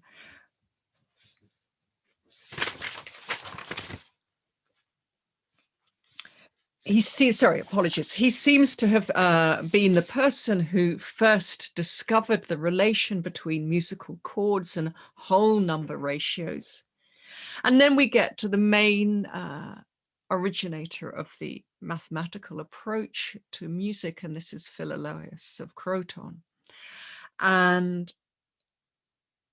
in his system, there are three basic principles: the unlimited limiters and their fitting together, their harmonia, which combines limiters and the unlimited in an attractive way according to number. And he thinks that the clearest example of this is the musical scale. The unlimited continuum of sound is limited by a sequence of pitches to form a scale, and these pitches are established by mathematical ratios which produce harmonia. And the science of harmonics takes account of the ratios of intervals in scalar systems corresponding to notes. And we get, that's very much the view that we get Plato putting forward in Philebus 17, A to E. And we think that Plato is working with Philolaus at that point. Now, Philolaus also seems to have thought that the cosmos, and this is going to be crucial for Plato, he also seems to have thought that the cosmos as a whole was governed by these mathematical principles and ratios. And furthermore, that the movements of the planets are revolving around the Earth, as they thought, produce a series of coherently related pitches, the music of the spheres. As far as we know, we don't know for sure, as far as we know at this time, the music of the spheres is actually kind of audible, though only to certain sorts of soul. Later on in the Renaissance, of course, with people like Kepler, it becomes inaudible music. But anyway, but the key point is that Philolaus appears to have taken the notion of musical harmony and the mathematical ratios on which it's based and extended that to the cosmos as a whole. Now, why? Sorry, this is frozen. Can you hear me? Because I'm trying to press my Zoom forward and it has stuck. That's not helpful. What is the best thing to do here? Let's,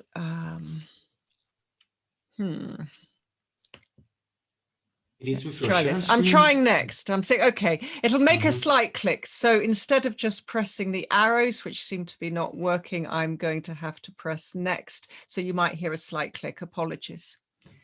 Now, they had long gone when Plato arrives in Magna Graecia. The leading Pythagorean whom Plato met was Archytas of Tarentum. And Archytas is the first person on record, at least, to talk of geometrical proportion. And he may well have been influential in formulating the distinction between geometrical equality and arithmetical equality that we find playing such a key role in Plato's Gorgias.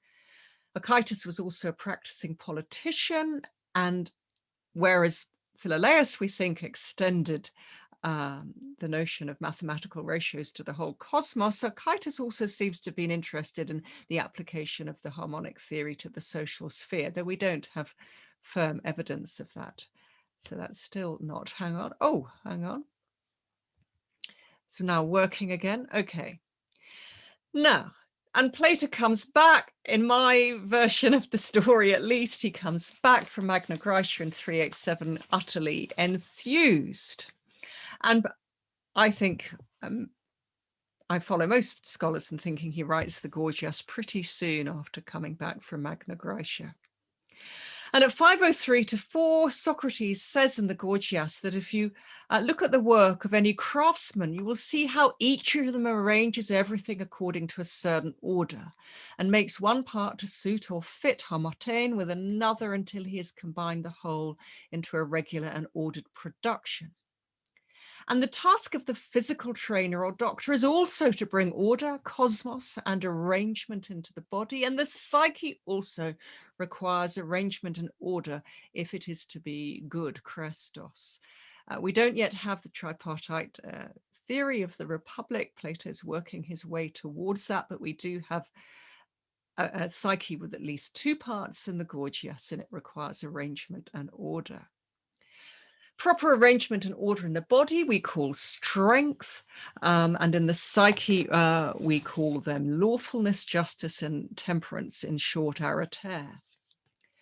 And here too, cosmos and harmotene have aesthetic as well as pragmatic connotations.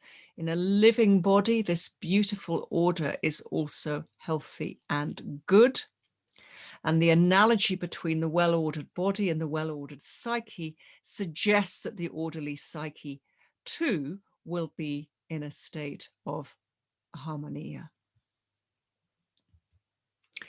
Now, the culmination of these ideas comes at 508, where Socrates is trying to convince the intemperate Callicles to mend his dissolute ways. He adduces the testimony of certain wise men, almost certainly Pythagoreans, certainly Dodds thinks that, and I agree with him, who say that heaven and earth and gods and men are held together by community and friendship, by orderliness, temperance, and justice. Now, you do not give proper attention to this, but have failed to observe the great power of geometrical equality amongst both gods and men, and you hold that grabbing more than your fair share is what one ought to practice because you neglect geometry. And let's just remind ourselves of the higher education of the philosopher rulers in the Republic. Plato certainly didn't neglect geometry. He went on to build on his mathematical studies and take them more and more seriously.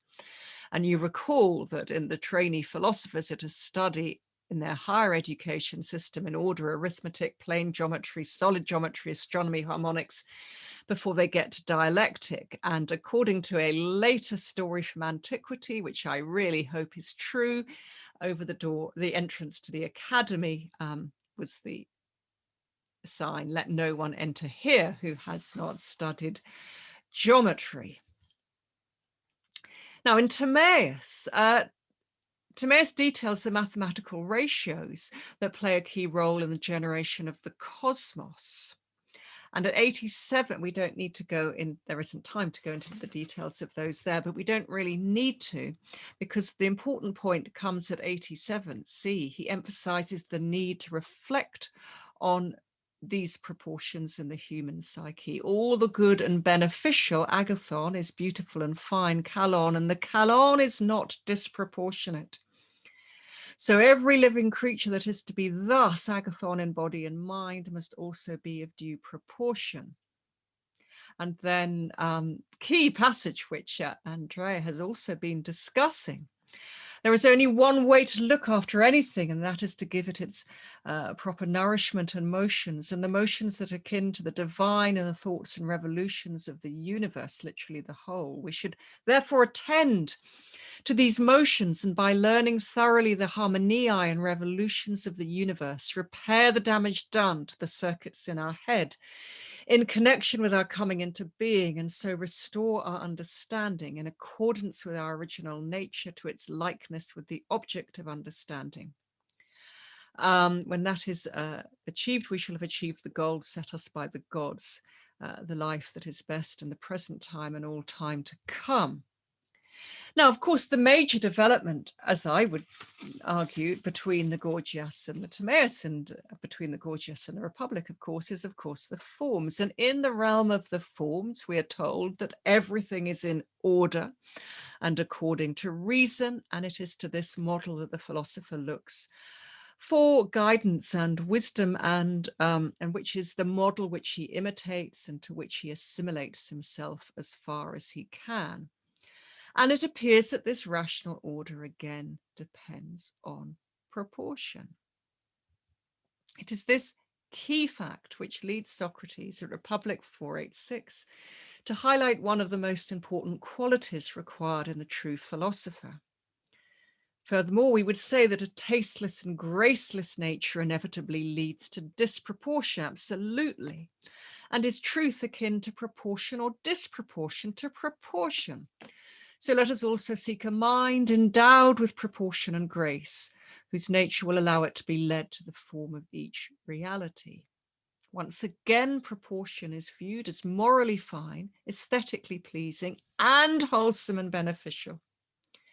And furthermore, the benefits will accrue not just to the individual philosopher, but given that we are here discussing philosopher rulers, also to society as a whole.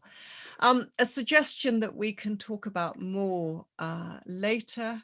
I've argued elsewhere that I believe that the form of beauty is certainly very closely related to, but I've argued that it's identical in reference, though not in sense, of course, with the form of the good. And I'm very happy to talk more about that and give some of my evidence for thinking that. Now, and again, this is where my paper fits in many ways with Andrea's. We're now in a much better position to appreciate how Plato's approach to ethics leads naturally to the view that a person in their life can be assessed in terms of narrative shape, of life models and role models. And this in turn, and these links in turn, deepen the very close links in Plato between ethics and aesthetics. For Plato, the fundamental ethical questions are, how should life be lived and what sort of person should I be? And he uses exactly the same phrase in both the Gorgias and the Republic. We think, or I think, and other people think, this is probably the phrases of the historical Socrates. And it's because this agent-centered approach considers the whole person living a whole life that it invites us to consider the structure, shape, and narrative of a well-lived life, or indeed a badly lived life. But we're considering a well-lived life one here. It presents us with a story and perceives a life as capable of aesthetic and as well as aesthetic. And sorry, it's capable of aesthetic as well as ethical evaluation. Amazing quote from the Laws. Plato never lost this view. Just as a shipwright at the commencement of his building outlines the shape of his vessel by laying down her keel, so I appear to myself to be doing the same, trying to frame, that is, the shapes of lives according to the ways of their sukai, and thus literally laying down their keels by considering by what means and by what ways of living we shall best navigate our bark of life through this voyage of existence. A life no less than a ship can be viewed in terms of the proper relations between its parts and between parts and wholes. And those relations, I would argue, depend on notions of proportion and harmony. Once the philosopher ruler has modeled themselves on the proportionate forms in their realm, they then need to rule. Both Socrates and the Republic and the Athenian stranger and the Laws conceive of this task in terms of the shaping of both whole societies and the citizens within them on proportionate, harmonious lines. The rulers are to be philosopher artists, sculpting society in the image of both individual forms and the realm they inhabit. And if you look at Republic 500D, for instance, you will see that they are explicitly referred to as artists. You might also want to consider Politicus, where the statesman is a weaver, an artistic weaver, Laws 1817b, where the philosophic lawmakers, it's said to be the philosophic lawmakers who write the most beautiful and best tragedies. And at Republic 500d6, the philosopher artist is required to mold Platane, both himself and the citizens, on the pattern of the forms. Now, Platane is often used of a sculptor shaping clay or wax, and the same verb was used in 377, where Socrates emphasizes how important it is to start molding children when they are very young, while their natures are still soft and malleable.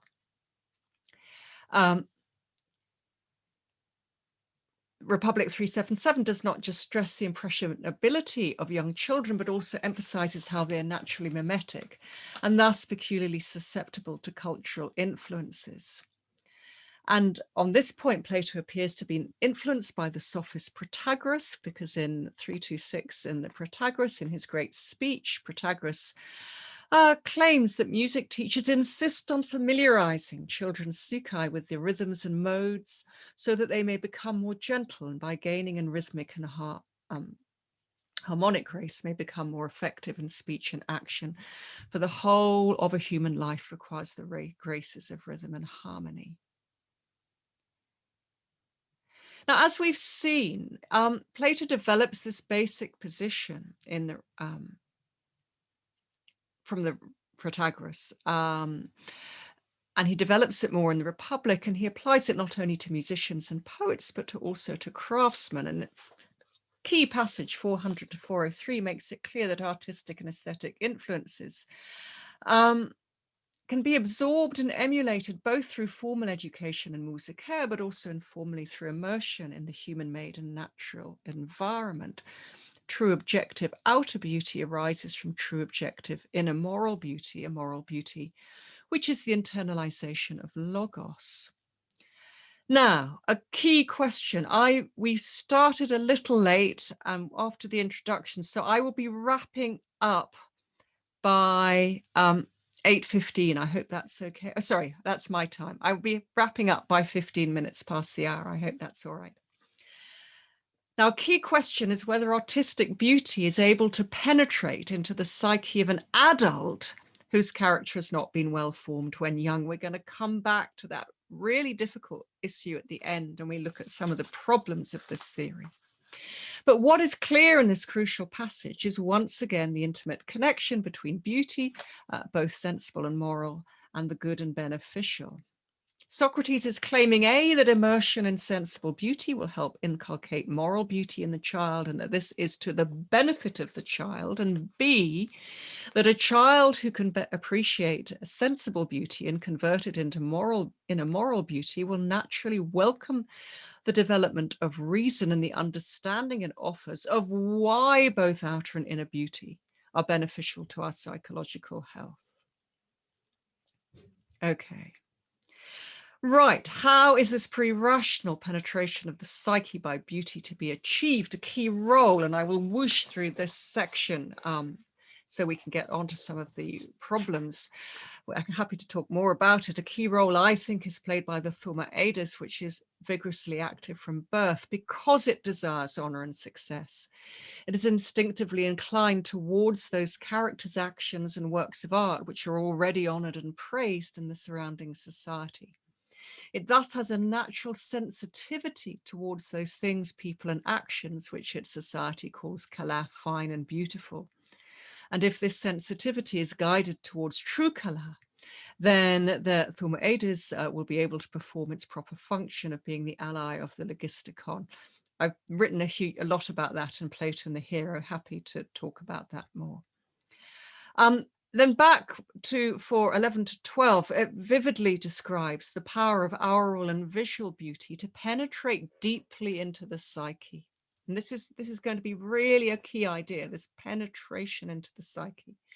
And the consequent need to achieve the correct balance between musica and gymnastica and early education. Too much musica or musica of the wrong harmonic mode slackens and eventually destroys the sinews of the psyche, leaving the young people weak and cowardly, whereas excessive physical training makes those same psychic sinews too taut and brittle. It's vital that the logistikon and the thuma edis are tuned to the right pitch, and the educator who can do this is able to produce music, we're told, of far more significance to the state than any artist. And as both our inner and outer beauty naturally attract us and inspire love and desire, the educational program outlined by Socrates in the Republic is to a large extent conceived as the proper guidance of our capacity to love, for instance, 403a. And to understand this better, we need to appreciate three central points in Plato's philosophy of eros. Eros entails epithumia. All three, we can come back to this. This is basically from the Helênicos in the Symposium. All three faculties of the psyche have their own desires and loves. That's books 8 and 9 of the Republic. These desires do not emanate from separate sources. We're back to the Symposium here. There is a single stream, and Republic, there is a single stream of erotic energy which can be directed onto different objects. The training of this erotic energy is utterly central to the well-being of both individual and community, and the hydraulic imagery is explicit in Republic 485, where our desires are likened to a stream which can be diverted in different directions, though never simply blocked, which would result in a very uncontrollable and dangerous bursting forth. It's one of the passages Freud actually picks up on and writes about in his claim that his theory of libido is based on Plato's theory of eros, but that's for another time. The channeling and rechanneling of eros is powerfully depicted, of course, in the Symposium, in the Lover's Ascent Up the Ladder of Love. And in the Symposium, it's not only artists and philosophers who think that eros comes under their provenance. The Dr. Eric Simicus, of course, does too. Now, Plato's view that both outer and inner beauty is an objective matter of correct and harmonious proportions, fundamental to our psychological health, has greatly influenced the Neoplatonists, for instance, Plotinus, of course, really all the Neoplatonists, Christian writers such as John of Climacus's Ladder of Divine Ascent, Ficino's commentary on Plato's Symposium, which I've recently published on.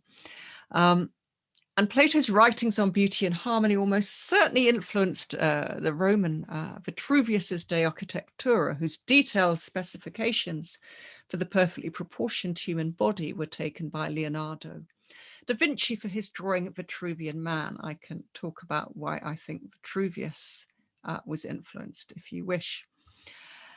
Freud, of course, I will skip this because I want to get on to the problems, but lots and lots of stuff in Freud, which Freud claims with greater or lesser degrees of accuracy he gets from Plato. We can talk about that.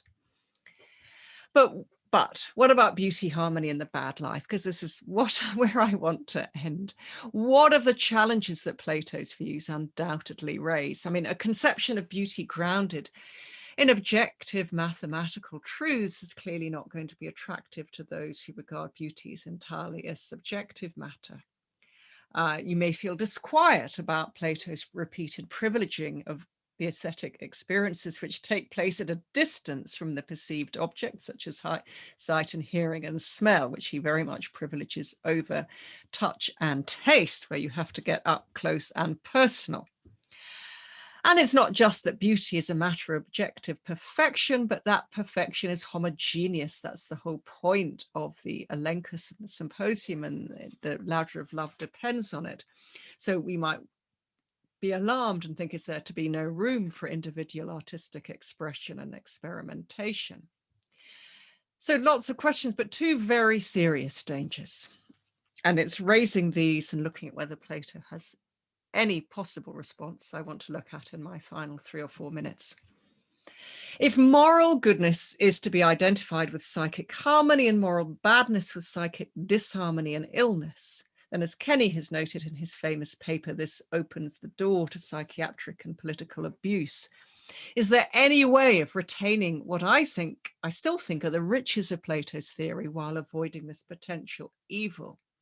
I think there might be, and I think it would come through an account of psychological health, which emphasizes the importance of personal autonomy, but that is for another time in a paper. And there's another challenge, which is absolutely fundamental, because it doesn't depend on the contingency of a warped political or medical regime abusing definitions of moral goodness and health. What of the very well attested fact that many very wicked people who committed the most terrible atrocities, I mentioned Hitler and Goebbels, like many, some alive now, claimed to take pleasure in the arts. Now, clearly, these aesthetic experiences did not make them into good people, or people we would point to as fine examples of mental health.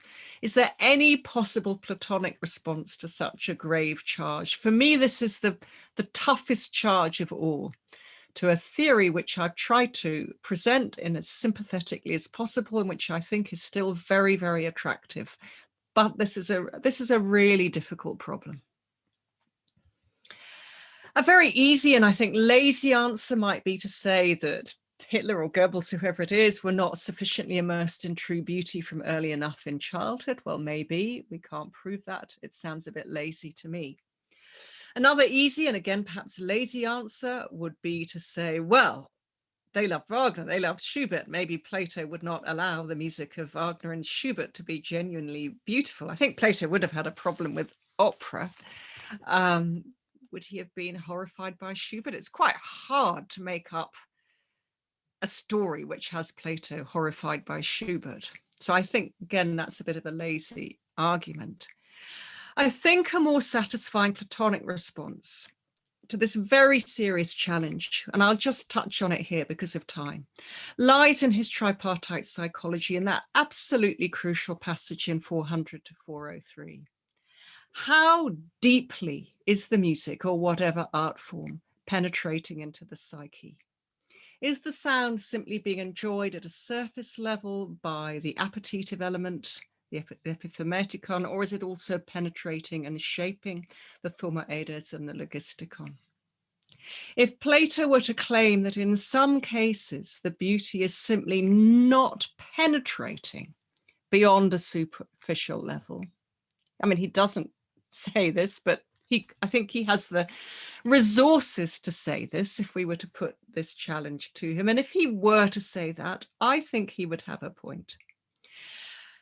If a Nazi, for instance, engineering the final solution, claimed that they took great pleasure in listening to Beethoven's Ode to Joy, but still did not feel moved to alter their views or behavior in any way whatsoever, then I think we can justly say that at some deeper level, the Nazi has simply failed to appreciate, absorb, and internalize the full beauty of the music and its powerful message.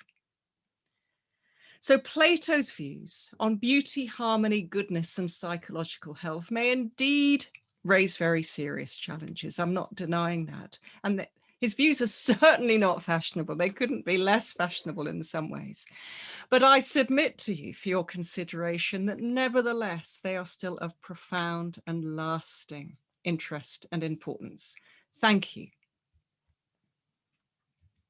And if you want to get in touch as well after the discussion, you've got some contact details there, email, website, and Twitter. Thank you very much, Professor Hobbs. And please, Celso, your commentaries.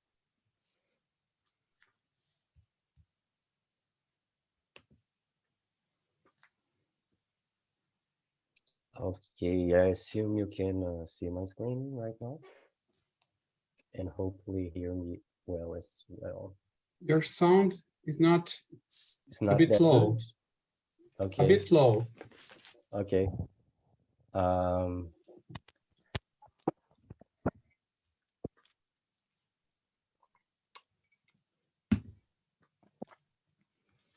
Is it a little better now? Yeah, I can hear. Okay, that's good then. Let's try it.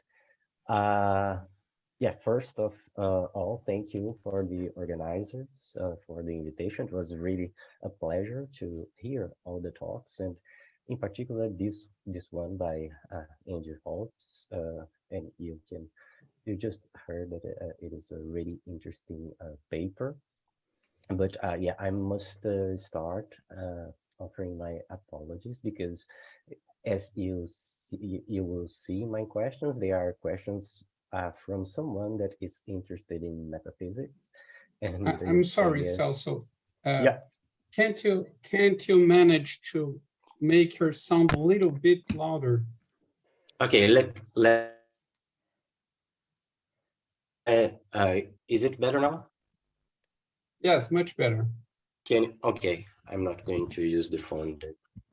Okay, no, I was just trying to justify myself that the questions, they are more coming from someone that is interested in metaphysics. So, and of course, the aim of Angie's papers is to, as she exposed, it's on a volume on the psychology. And of course, these are not questions that should be dealt with in the paper, so I'm not saying that at all, but there are interesting questions that the paper brought into my mind, and I wanted to bring them into discussions. But so that's why also I encourage you from the audience to already raise your hands, because yeah, if my questions are not pertinent at all, we just make a fast transition to your questions, and then yeah, we'll see how it goes. So the first question is concerning this quasi-identity between beauty and goodness that Angie has already mentioned, that he treated before in Plato and the Hero. So I wanted to give her the opportunity to talk more about that because it's really interesting, and there's a huge history of trying to solve this problem. So there are two ways to refer to the same idea. If there is some sort of essential link between ideas, like the idea of tree and odd, or is a good example for this sort of link between ideas, or maybe there is something that is based on the unity of virtues. And yeah, so the first question would be this one. And I go to the second point that it's kind of related to that, because one way to answer these questions is to reduce both ideas of good and beautiful that are really almost unavoidably connected in the Greek culture. It is to think of a third term that would round both of them. And yeah, it was really interesting to see when in the paper there is this quotation of the Gorgias. I'm not going to read the passages because of time, but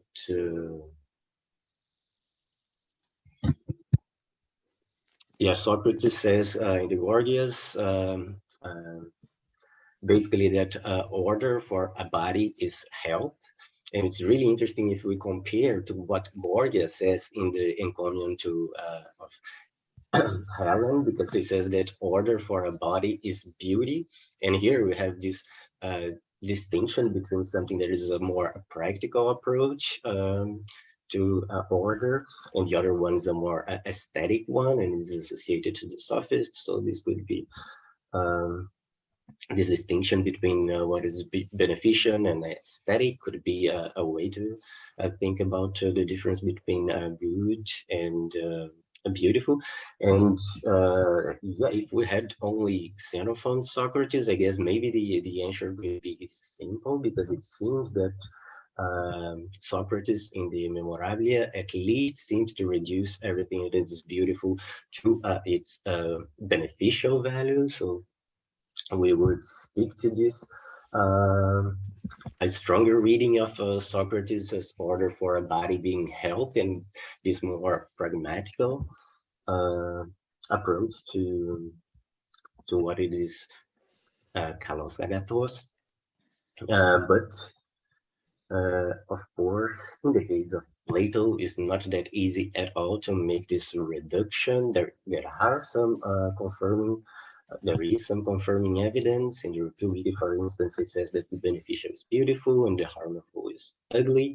But we have also several other passages in which there is specifically denial of this connection between what it is good and being only reducible to what is beneficial. The Hippias Mayor is a good example. So kind of a question that arises from this initial reflection, trying to distinguish between good and beautiful, and trying to reduce them to some common denominator would be if you think there is some kind of distinction between a Socratic approach that we also find in the Platonic dialogues and a more Platonic approach. And since you emphasize so much the mathematic, and usually people think that a great difference between Plato and Socrates is the value that he gives to mathematics. So maybe this could be a good way to see, and this is going to be central to the further discussion that I want to propose concerning this aesthetic approach to proportion via mathematics.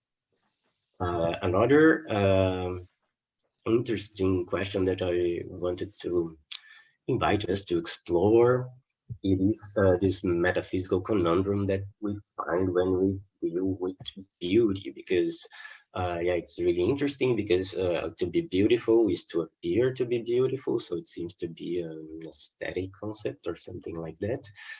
Therefore, yeah, beauty appearing is being, and this is really different with the concept of good, which is it's not that deeply tied with the realm of appearances.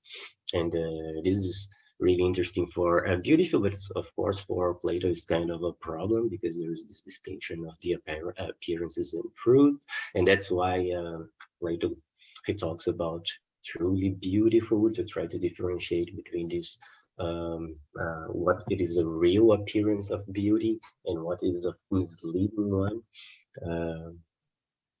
And yeah, this is, I would be really interesting to think to hear your thoughts about what would be this difference that allow us to differentiate something that always belongs to the realm of appearances, but there are some real appearances and some not. So one suggestion that I thought about is applying the intellectual virtues approach. So Plato could claim that beautiful is what appears to be beautiful for the wise, and then we have some truth maker or truth condition that it is tied to some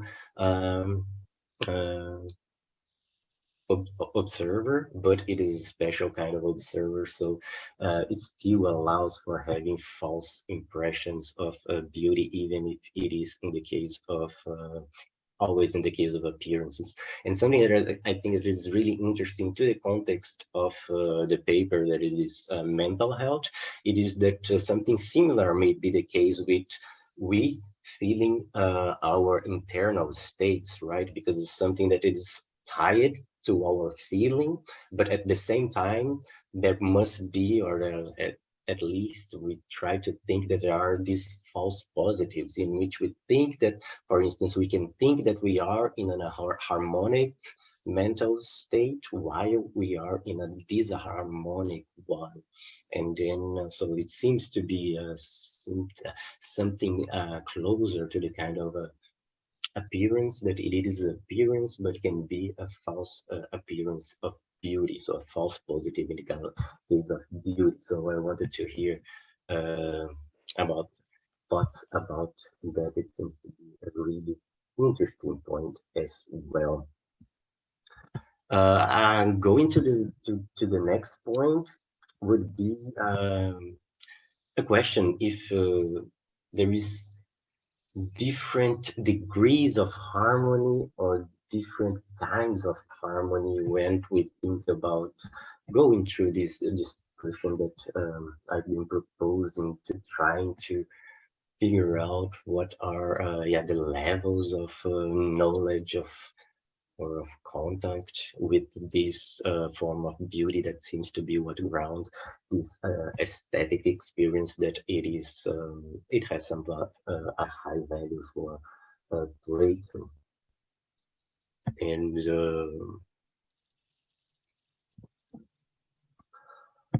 as the paper claims, that it is being exposed to harmonic works of art would bring the soul to a harmonic state that would also lead to mental health and a good life. And there are, as we saw, there are plenty of evidence for that. But in other cases, there is, and what comes to mind at first is the critique against the lovers of science in the Republic. It is that, there is, I don't know, it seems to have a huge or unimportant distinction between two realms, the realm of the appearances and the realm of the knowledge. We have the quotation here, and that I'm not going to read again, but it is that so people that are well versed in the harmonic works of art, so they can have enjoyed these works of art, but their thought, according to Socrates, they are not able to apprehend the true beauty. And this can maybe even give a solution for this last problem that Angie just mentioned, to try to make sense why some people, even if they are well versed in the harmony, in the case of works of art, they cannot use that to bring their souls to I don't know, a really harmonic state. And yeah, in this case, of course, we arrived at the famous epistemological distinction in Plato that forms are the object of knowledge and truth, and the sensibles are the object of opinion. And this is part of the critique of the lovers of sounds and sights, that they use these examples of beauty as if they were beauty in itself, and this is the problem. And but on the other hand, we have also this evidence that being exposed to harmonic works of art seems to have a positive effect on our souls. So yeah, the question is this: if we should then think about stronger distinction between different kinds of harmony, or only a distinction between different degrees of exposure to harmony will be enough to make sense of this Platonic distinction in the epistemological realm between a contact with the forms and a contact with the sensible. And this is, I guess this is really interesting, because if we take a stronger distinction. Celso, I'm sorry to interrupt you. I will ask you to finish your commentaries in about 5 minutes. Okay, no problem at all. Yeah, the other question is that follows for that is, if we accepted this distinction, we could have to accept that if the access to the objects of knowledge is not via some sort of a sensible mechanism, then we should quit. We have to quit talking about something that it is really aesthetic, and then yeah, we will have to abandon this aesthetic approach to knowledge. But of course, and this is I recognize that there is plenty of evidence that Plato and Socrates, they make appeal for this aesthetic contact to the object of knowledge, and that the soul should have this love and this desire toward the object of knowledge. So I guess I am in line with the suggestions that we see in the paper, that we have to find a way to bridge this gap. And yeah, so our suggestion, there's another evidence, another interesting passage here of the Five Labors that you can read it in the paper as well. But yeah, the last point is just that maybe mathematics can be a good example to break this distinction, order to unite this distinction. And I guess this is what Angie suggests in the paper, and I totally think that it is. But I guess yeah, this is just a last suggestion to end the comment, is that even if we accept that mathematics, it's something that allows us to keep an aesthetic approach to the object of knowledge, we can still keep a stronger distinction in kind, in which the contemplation of the sensibles and the contemplation of the mathematical objects, which is still an aesthetic experience, but not an aesthetic through the senses experiences. So yeah, these were the comments. Thank you for the opinion. Okay, thank you, Celso. Please, Professor Hobbs. Well, Celso, thank you so much. That's really, really interesting. I just hope you and I can one day sit down with probably 2 bottles of wine, and it'll take us several hours to work through those. I want to have time. I want to have, so sorry? And a good soundtrack in the background as well. I want to have time to open it up to the audience. So I'll just say a very few brief things here. We could talk for an hour on each of your points. and I think a lot of it's going to come back to the relationship between the form of the good and the form of beauty. So I will leave that to the last. As I've already indicated to you, to me, the main problems Plato has is it's not so much with the forms or the way the form of the good relates to the form of the beautiful, or of beauty, but the separation of the forms from the sensible world.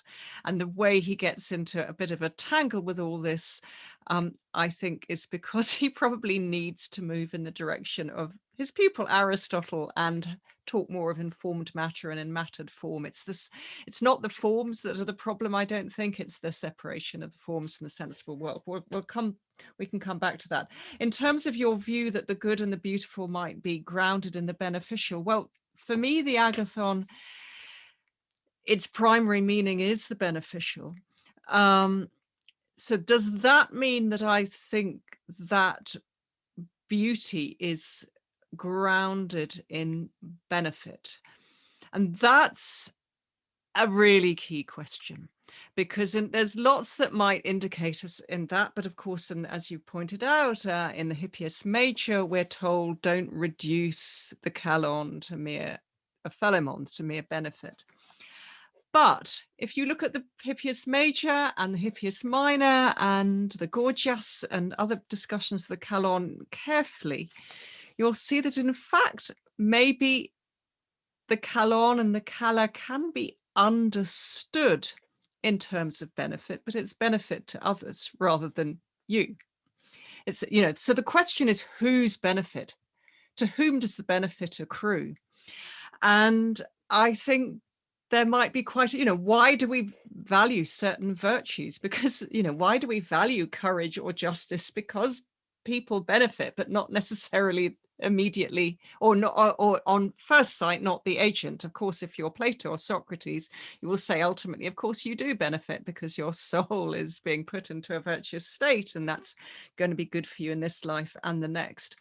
So I think that there is a way of understanding kala and the kalon in terms of benefit. Does that mean that the form of beauty is inferior to the form of the good? No, because, and we'll come back to this, I still think my identity in reference theory can hold, because Plato in the Republic does not say that the form of the good is superior to the form of beauty. He says that knowledge of the good is superior to knowledge of beauty, because you need to understand why beautiful things are beautiful and fine, and why that's a good thing. You need to understand what's the good of it, what's the point of it, before you can really understand why you need to praise them. So that's why I think you could have the same referent, it could be the same mathematical ratio or number, for instance, that could be both the form of the good and the form of beauty. But if you understand why it's beneficial, and why, if you've got that kind of knowledge and you're using your logisticon, then you're appreciating that mathematical proportion in terms of the benefit that it can bring to individuals and society, and you're understanding why it's good. If you are appreciating its inner or outer beauty, then it might be exactly the same mathematical ratio, but you're appreciating it in a different way with different aspects of your psyche. So I think I like your idea that maybe, where I disagree is that I wouldn't want to distinguish the good from benefit. I think that the agathon is never divorced from benefit in Plato, but the question is who is benefiting, and the same with the kalon. In terms of the harmony, whether there are different kinds and degrees of harmony, I would put it slightly differently. There is harmony. It's either harmony or it isn't harmony. There aren't degrees of it.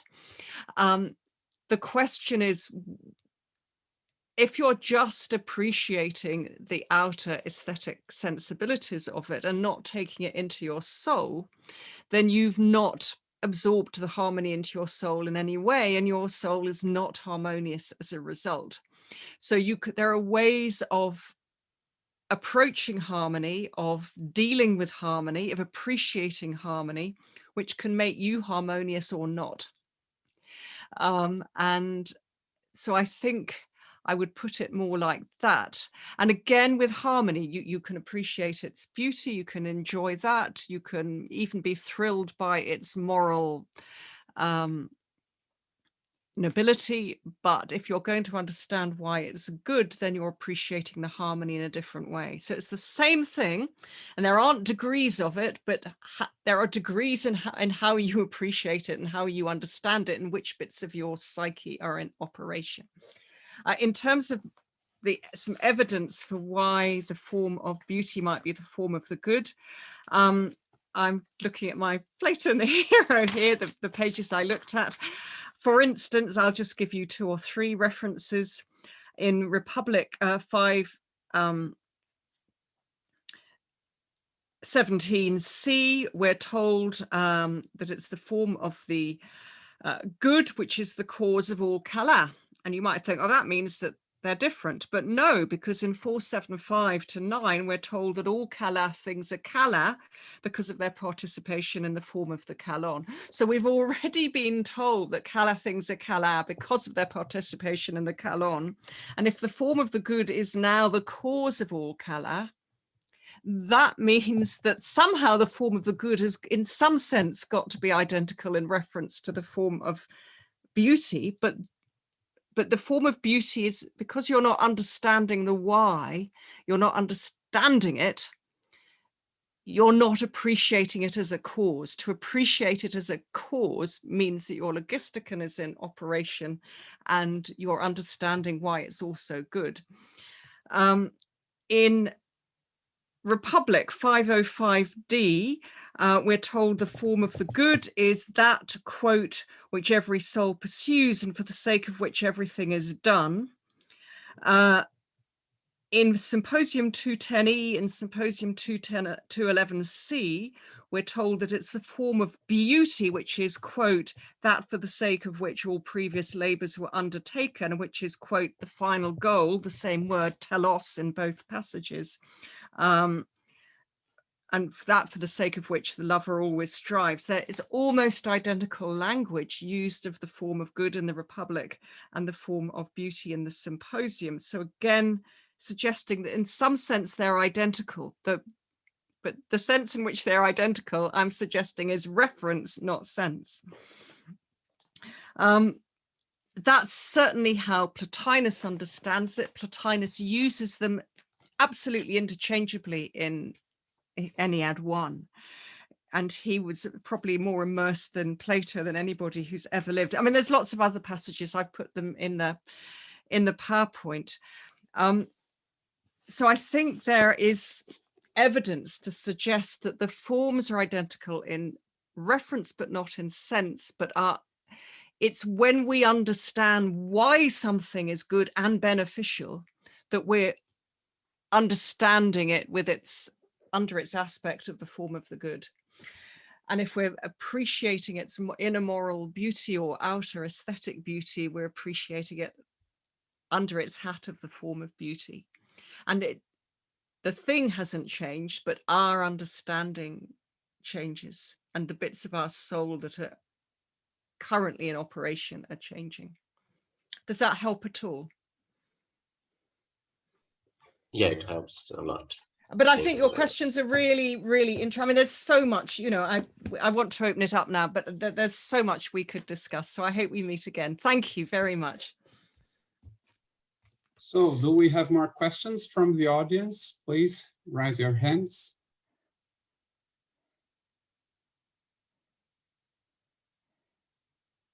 Antonio. Thank you very much, Professor Hobbs, for such an interesting talk. I have just a quick note on the Beethoven loving Nazis that I don't know if helps you maybe bring Plato more into a contemporary debate. it could be argued that maybe, given that the Nazis also had an aversion towards many types of arts that they called degenerate, that their comprehension of beauty wasn't complete. At the same time, Plato himself is very suspicious of new art, right? And I think there's a passage in book 4, if I'm not mistaken, in which he says something that new styles in composing invite revolution or something like that, or invite new types of regimes. Which is something that he's very much willing to avoid. So I don't know, maybe he would side with the Nazis against the degenerate art, but either way, I'm sorry, I don't know if that helps, but that's just something that you might find useful in trying to approximate Plato to contemporary debates. I don't know. Thank you. Yeah, I mean, it's a possibility. It's been suggested that he would just simply say, okay, it's the wrong art. I just wanted to make it harder for myself because I felt that answer was too easy to just say, oh, well, we can distinguish, you know, what we regard as pure art from degenerate art and get around that. I wanted to take seriously the possibility that Plato, that there might be somebody, I mean, it doesn't have to be Goebbels and Schubert. Apparently he was particularly keen on Schubert, but I mean, I took Schubert as somebody who is less obviously controversial than Wagner. And there's a less obviously a kind of degenerate narrative that you might want to apply to Schubert. I just wanted an example of somebody who was said they really enjoyed an art form which Plato might agree with, and yet did terrible things. And my question is just very basic. Does that blow Plato's theory completely out of the water? You know, his notion that you can improve in your moral progress and in your mental health through immersion in the right kind of art. Now, yeah, we can argue with Plato, we can argue with the Nazis about what's a wrong and a right kind of art, but I wanted to take the possibility there might be a kind of art which Plato regarded as beautiful, which we can regard as beautiful, and which some absolutely appalling people in human history have also said they regarded as beautiful. And I wanted to take that possibility that all three of those contingencies could coincide and ask, does that destroy Plato's theory? And it might, but I think it doesn't have to, precisely because of this notion of just the penetration into the soul. How much of you is engaged in paying attention? Is it just a sort of surface? Are you really, you know, you might want to bring Simone Weil in here, or Simone de Beauvoir. You know, how much are you paying attention, and with how much of your psyche? And it's a possibility.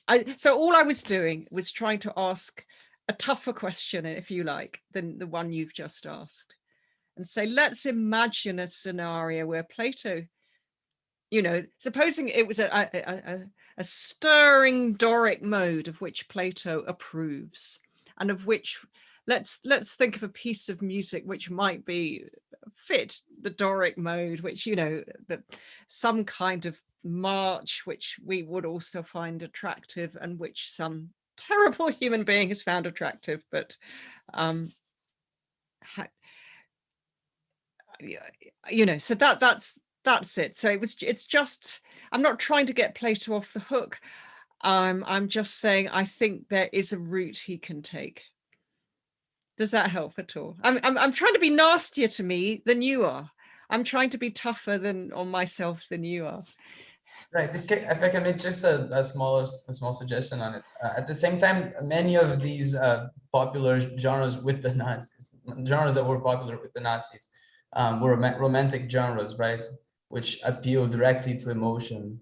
Yeah, I know. Yes. And even Wagner, as you mentioned, is sort of an epic, just soul rising, but not in the. But there must have been some Nazis who also enjoyed Bach or Mozart. You know, a very mathematically pure piece of Bach or something.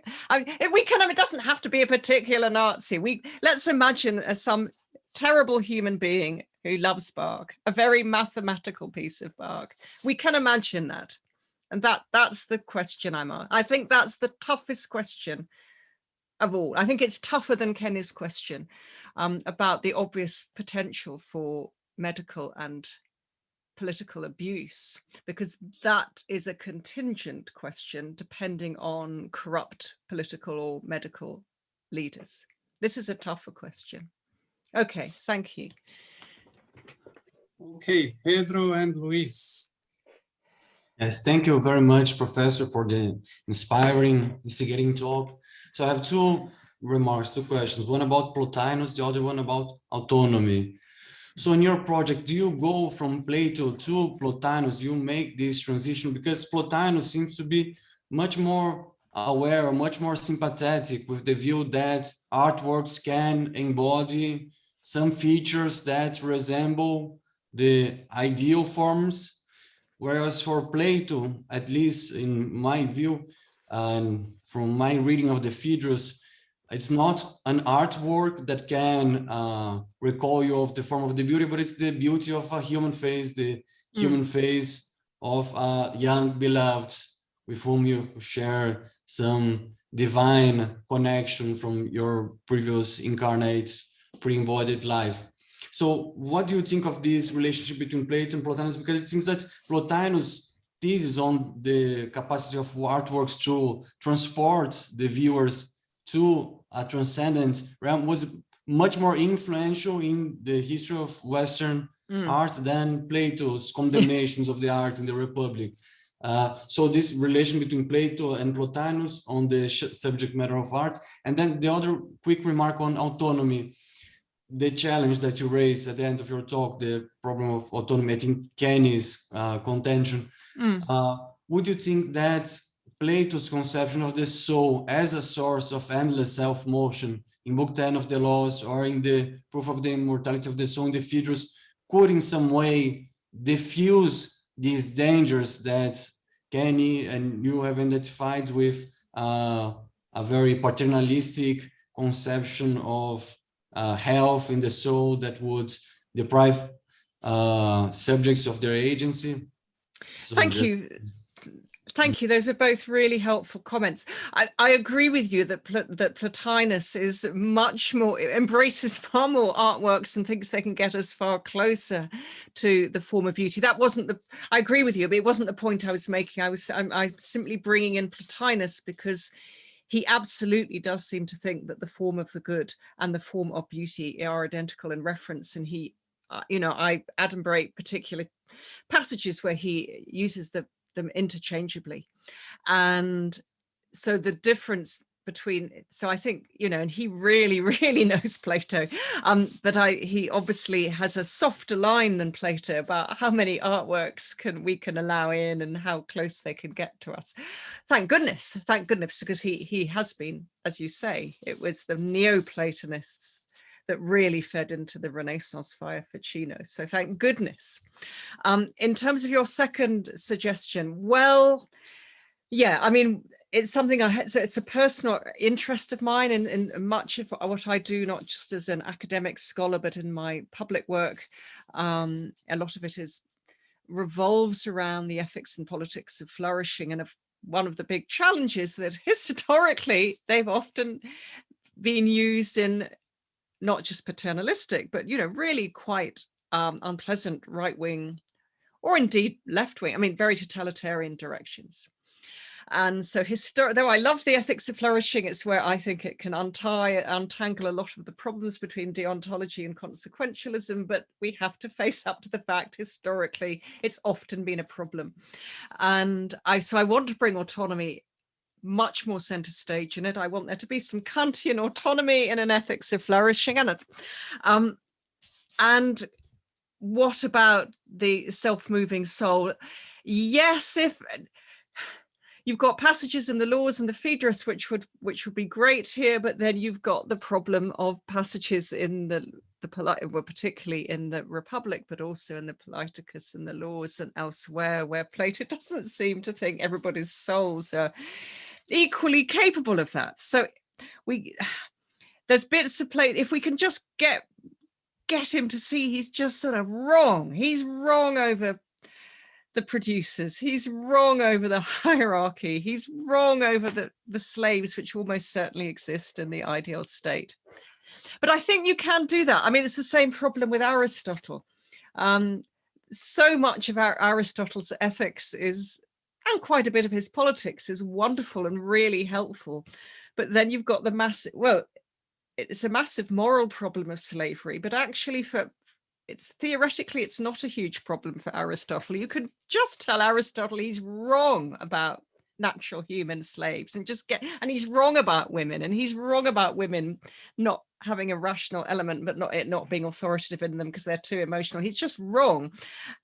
And he can get rid of those false hierarchies, and his system can still stand. So I mean, you get these tangles, you get these people who have a system which can work and which can be adapted to the 21st century, and Plato and Aristotle in different ways can, but they are still creatures of their time, and they have the just false categorizations of human beings. But if you get rid of those categorizations, actually a huge amount of, a lot of their theory can still stand, and there's stuff in it which is fighting it. But that most great philosophy, it wasn't until the last 10 years of his life that Kant realized that everything in his theoretical ethics and political theory ran contrary to his view that slavery and and imperialism were a good thing. It took him until the last 10 years of his life to realize that his politics as a human being were just completely at odds with a lot of his philosophy. And to his credit, he admitted his mistake and got and said that slavery was wrong, and tried to start up an early League of Nations and so on. So we shouldn't be surprised to find these massive disjunctions in human beings, to go back to Andrea's talk, when we're dealing with the mortal on their quest, these great disjunctions. So there's stuff in Plato, in the Phaedrus and Laws in particular, that can help here. There's obviously other stuff in Plato which is a big problem, but we can get rid of it, and a lot of his system stands. Thank you. Sorry. Thank you. Please, Luis. Yeah, thank you, Professor. Fascinating talk. So to go back to some points you suggested in your conclusion, you discussed how Plato must mean that beauty should penetrate deeply in our souls, right? So this is a way to explain what he means by this education through beauty, not in a superficial sense, so that we can't accept Bach-loving Nazis, right, as counterexamples. So, and you discussed education through musique. I take it to mean that kids and young people should listen to good music and good harmonies. And it works in the Republic, as you noted, partially because kids are susceptible to imitation, right? They're very plastic, yeah. Yeah, but I would like to understand this point a little bit better, because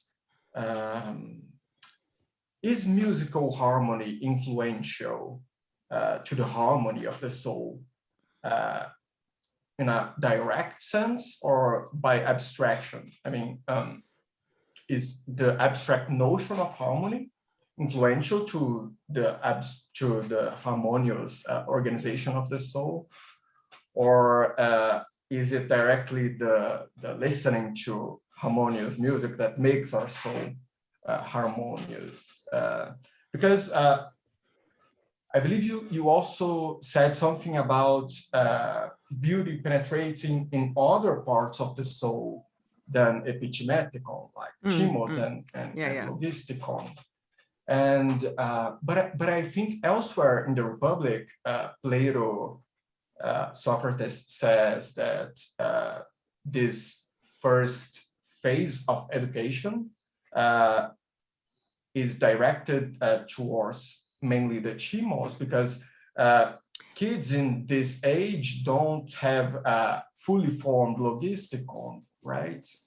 So anyway, I would like to know how exactly should the logisticon be influenced by the education of harmonious music? Right, thank you very, very much. It's something I'm thinking really hard about right now. I think it's direct, and it's to do with love. So if from birth we have a pretty fully functioning, or we have an epithematicon immediately, but it's also clear that our thumoides is functioning pretty much certainly from early toddlerhood. And we all know that, you know, those of us who are parents or have nephews and nieces, you know, a very small child, if you give them a slightly smaller slice of chocolate cake, they will be furious. They will say it's not fair. They absolutely get it. So we've got two bits, and we've got this latent logisticon, which is sort of slowly emerging. You know, he doesn't seem to think it really gets going till about 10, but we don't know for sure. But because the thumos, if it's properly educated, is the natural ally of the logisticon, and because, as I've argued a little bit here, but in much more detail in Plato and the Hero, the thumos is susceptible to kala, has a natural appreciation for kala, because the kala are praised and honored in the society, and it wants praise and honor. And so what better than to appreciate and love and honor the things that are already honored? If you can train the thumos to love the right inner and outer kala and enjoy them and love them, then because if and they've got to be the right kala, they've got to be what Plato would regard as true kala, so probably Bach, not Wagner, then when the logisticon does emerge, the logisticon is already going to be set up to love these kala, and it will love them in a way which brings in understanding, because it will start to understand why they are kala. So the link between kala and the agathon is so intimately tied to the link between the thumos and the logisticon. And that's why this early education is so crucial. If you get kids to love the wrong kala when they're young, because they will love kala, but if you get them to love the wrong kala in Plato's eyes, then there's going to be this endless fighting. Either the logisticon won't develop properly at all, or there'll be this endless disharmony between the thumos and the logisticon. The thumos can really help the logisticon develop and support it, but you've got to work on the thumos first.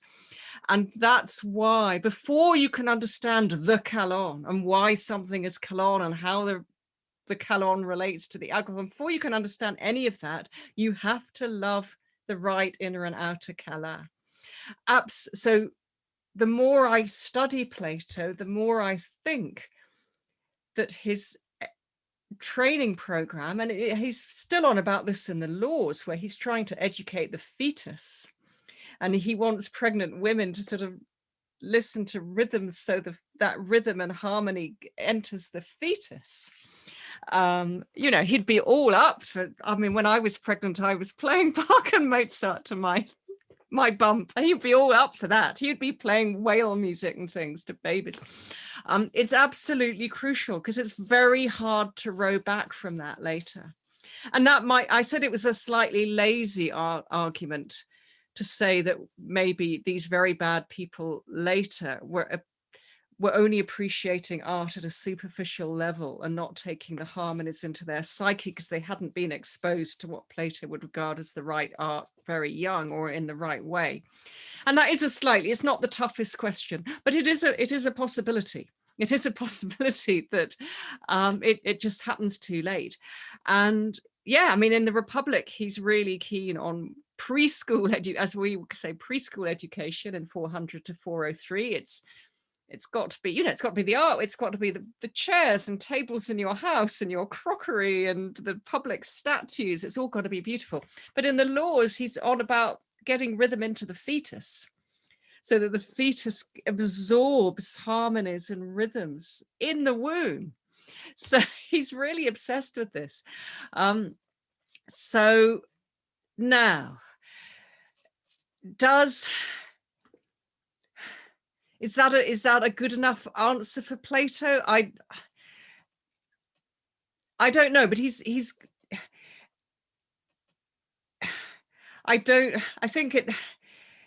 got resources to build a strong case. Whether it's a totally compelling case, I'm not yet sure.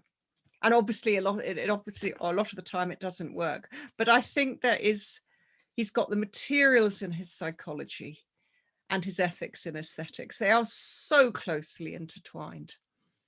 And the thumos becomes more and more crucial. And its natural affinity for kala. Because kala are praised in society, whether they're artworks or moral qualities, they're what is praised. And the thumos is going to be attracted to what is praised because it wants praise itself. Does that help at all? Perfect. Okay, Yeah. thank you very much. Well, I think we are close to the end today. Well, but first I would like to thank, in the name of the whole audience, Professor Nightingale, Professor Hobbs. And finally, I would like to remember you all that we have our last meeting tomorrow at 14 here, Brazilian time.